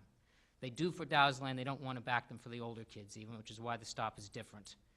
If they had a smaller bus that could go through the complex, maybe a 20-seater, like you have smaller buses on Beverly Hills Limo for the out-of-district transportation, but you don't have any smaller ones for in-district, and the out-of-district one's not allowed to make stops in-district. Right. So, as a result, we get basically ineffective bus service, and we have to wind up driving the kids to school every day, because what's the point of driving a 1/2 mile to wait 10 minutes to get a ride another 1/2 mile? Might as well just take them all the way to the school.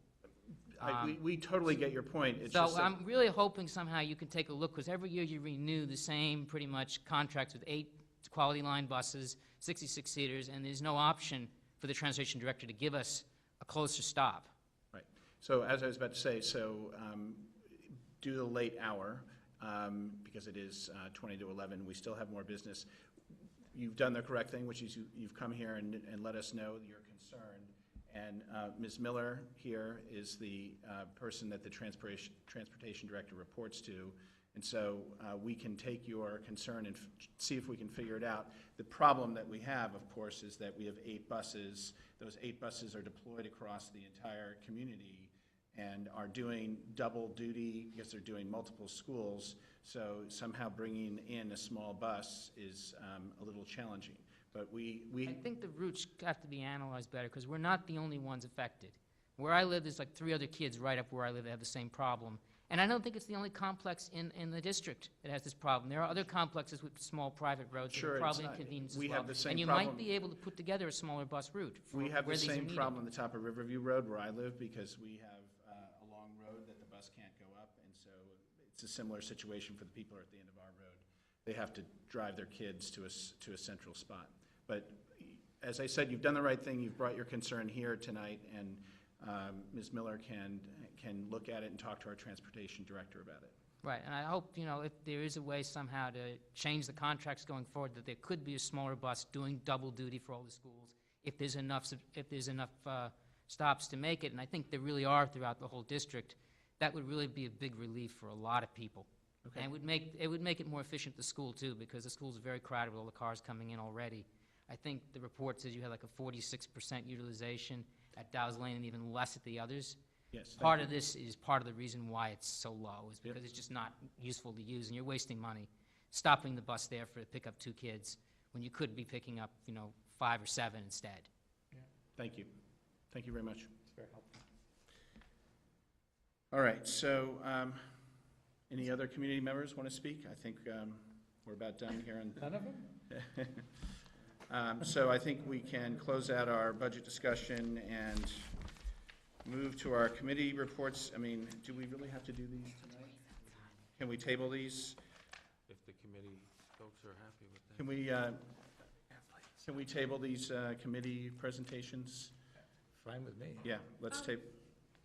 But no one's even here, and Michael, I've already talked to I don't know why we talked about it, the legislative comments. If I could just make 2 comments, because it's very timely. We didn't put it on there, but we had talked. Right, but we're not at that point yet. Oh, it's on here?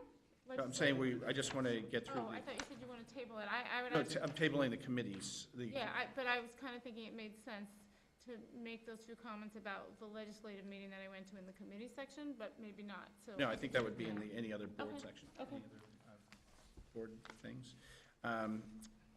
So we will table those. Do I need a motion, Elaine, to table these? Can I have a motion to table 5.1 and 5.2, please? So moved. Second. 5.2. Second.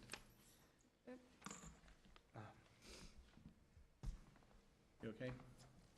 So Maria made the motion. John seconded. John seconded. I seconded it. All in favor? Aye. Aye. We can skip through the comments from the community, and we are on to the consent agenda. So can I have a motion to accept the consent agenda? So moved. So moved. Oh, second then. Second, okay. And so now we can talk about the consent agenda quickly. Okay. Are there any questions related to anything on consent? Yeah, I have a couple of items. So just Okay. give me a second to just make sure that this hasn't changed. 8. Section 8. Never mind on that one.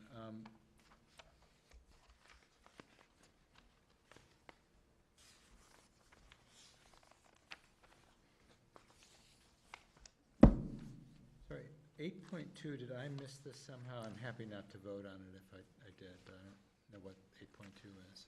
That was the stipulated settlement that was sent around to us earlier today. Okay. And no, you I- missed it at the beginning. Yeah, I and you missed missed it it at the beginning okay, of so- executive session. So then if it's okay, because I missed it, Do you want to, I'll just not vote on that one. okay. That's it's really That's necessary. not, Oh, right, because You then, gotta pull that out separately then. Pull it Can we out. So vote then on we that one have- separately? Because I've gotta. right. Yeah. So we're going to table the 8.2. We're going to table, you're gonna pull it out? Pull it out? No, because we won't have enough. Oh, I see, right. We're going to pull it out, right. Oh, okay. I got it. Okay, Let's keep going. okay. John, We got, anything else? Yeah, can you please quickly explain, this is PTSA grants, what the principal's discretionary funds are for? There's an item in the grant for the 4 principals. That was in, Yeah, so that was reported in the update, weekly update to the board a few weeks ago. The discretionary fund has been generated by the PTSA for principals to be able to help students with fees for field trips, things along those lines. They came up with a formula based upon school level and a dollar amount per Okay, child each year. okay. All good, all good. Okay, that's all I have. okay. okay. So let's vote on 8.2. Can we do that? Because we You pulled- already have a motion on the table for Ah. the balance of the consent. Right. Okay, so then on the consent agenda, I need to recuse myself for a conflict of interest. Right. So I will not be voting on the consent agenda. So can I have a vote on the entire agenda? on the consent agenda except for 8.2? The bond, do we need a majority, supermajority to approve the bid? Or just a three? No, just 3, that's fine. That's fine. Okay. Can I have a vote then on the entire consent agenda minus 8.2? All in favor? Aye. Aye. That's 3-0. And then we need a separate vote On 8.2. on 8.2. Can I have a vote on 8.2? All in favor of the approval of the stipulated settlement? Or do you have to motion? Because it's a separate. Okay, all right. So can I have a motion to accept the approval of the stipulated settlement 8.2? So moved. Second. All in favor? Aye. Aye. And then John. And then John recused. I recuse just because I simply, because of Metro North's problems. Yes, right. I was not there. to- That's right. So that's also a 3-0 on 8.2. So I think that is it. And John, Robin, you were going to Yeah, I'll make it bring up the quick. legislative, And I have one quick item Just too. because Yes, I know, it's I remember. timely, I attended the New York State Legislative Forum that Westchester Putnam School Boards put on, which was really informative. As most of you know, it's a crazy year, no state aid yet, numbers yet. There's a lot on the table with Cuomo's budget, and the one thing that came out of it, to me, that resonated is, I think in general, you could say Cuomo's looking to take a little bit of the accountability away from the local schools. And just by certain things, I'll name 2 quickly, just in the nature of time. But the other thing is that they're really encouraging districts that if they want to make a difference, the only way to make a difference is to get their community members out there writing letters. That's really the only voice that we have. And I know we really don't advocate that. We leave that up to other people, which is Michael and Allison. But I just felt like it was important enough for people to know, not that anyone's here, but that this year more than ever, people really need to take a stand and get their voices heard by their reps.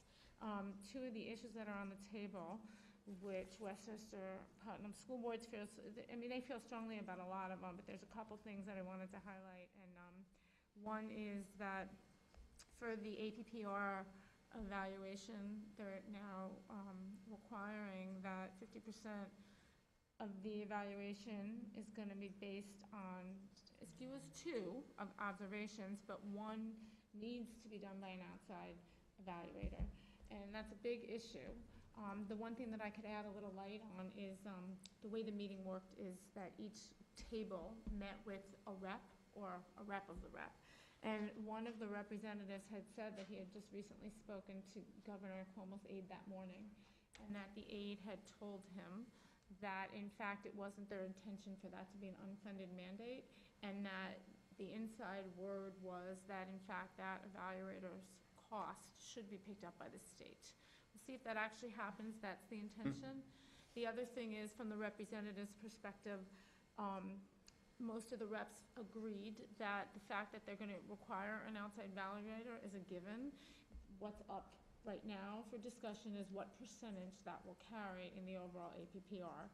So, that was interesting. And the other thing is the assessment, the state assessment, which I know state test is a hot button, but right now Cuomo has proposed that the single state assessment for grade 4 to 8 counts for 50% of the teacher evaluation. One test counts for 50% of the teacher evaluation. Obviously, West Putt, as well as us, I mean, I think obviously we all recognize that that's a kind of frightening formula. So again, the inside word that most of the reps agree on was that it's probably going to stay in there, that it's some percentage. What's up for play is what percentage it is. Also interesting. And the other inside word they gave us was on the GEA funding. There's gap elimination adjustment that was done.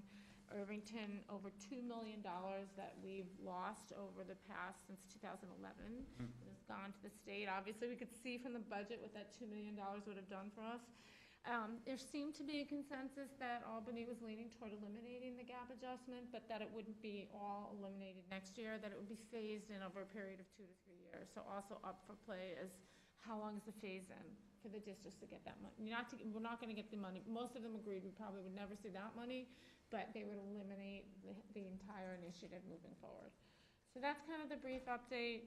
Again, I think there's some good sample letters on the PTSA site. There's also some sample letters that West Putt had that I forwarded to Michael. I reached out to Michael after the meeting, and so if anyone is individually feels strongly to talk to the community members or encourage people, if it's something that they're interested in, now's a good time to write a letter. I also think we as a board could put our own letter into the enterprise to state our position on this and encourage other people to write, right? Right, and also West Putt has a resolution. I'm not the West Putt rep, so I don't know where it is with us, but they have a resolution that they're circulating to the school districts. Yeah, And usually, in the past, we've always kind of read through it and said, is this something we as a board want to adopt or not? I don't know who the rep is, so I could circulate what I got at the meeting. Again, I didn't. Yeah, I can get it and send it around in the morning too if you want. You have it? Yeah, I Yeah, mean, get because it, yeah. that would kind of summarize if we as a board agree, and that would just state our case. And my group, by the way, some of this information was we were on the phone with actually Tom Abeniti. And so he was giving us kind of the blow-by-blow from Albany as to what he was hearing and where he was. Anyway, that's it. I appreciate the time that this laid out. Yeah, thank you. I just feel like it's very timely, and it won't make sense to have that conversation a few weeks from now. Yep. Okay, last piece of business, 116 Main. Yeah, that was the only other thing. You and I talked about this. We had gotten a letter from a community member. There was a kind of concern about, which may or may not be our business, about the possible demolition of 116 Main, which is the large yellow house near Main Street School across the street and uphill a little bit. And I guess the question I had was, do we as a district routinely get noticed on plan? This was something that was up before the Irvington Planning Board, but then that got, I think, postponed for some reason. Yeah. Do we as a district typically get noticed on these things? Because I think there's some rules about notice about neighbors within a particular, yeah. We normally get notice on. Of items before the planning board and the zoning board of appeals, et cetera. We get notice if it impacts the district, meaning if it's adjacent to the district. Yeah. For example, if a house 2 doors down was putting on a porch or something on the back of their house, they notify us. But I've never been notified about a demolition. There actually, Village of Irvington, I believe, there is no notification. You don't have to give, anyone can demo. That was one of the concerns.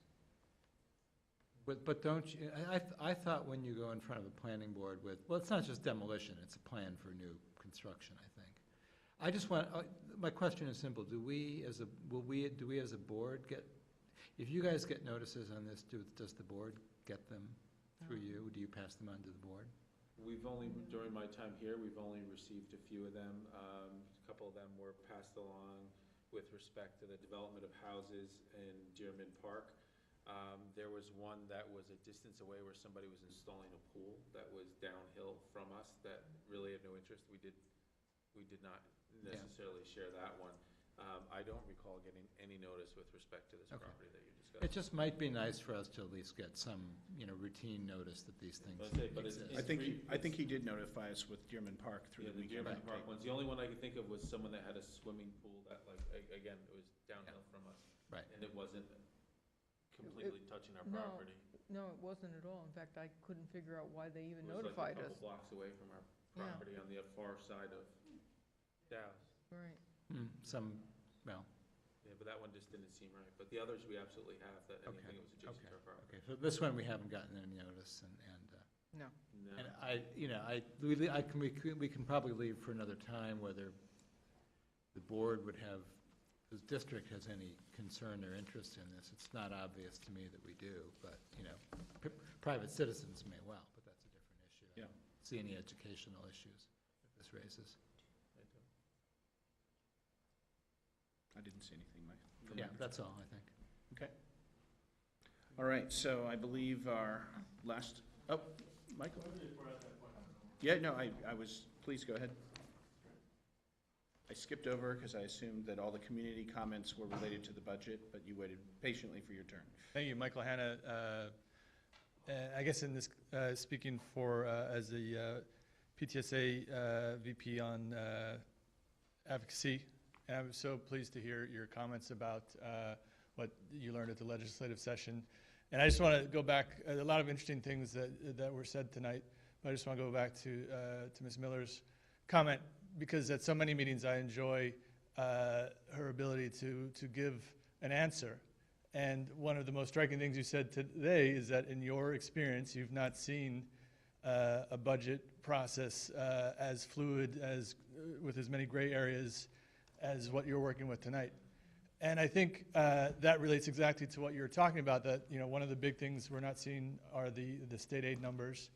And I think I love your comment about the board perhaps writing a letter to the paper, because you have parents upset about testing, you have administration and a board concerned about how they're going to plan their budget, you have teachers and administrators concerned about APPR and implementation of Common Core and any number of other issues. And they all go back to Albany. And so I think we need to hear more about that, and the public needs to hear more about that. So I'm really glad to hear about it tonight. Thank you, Michael.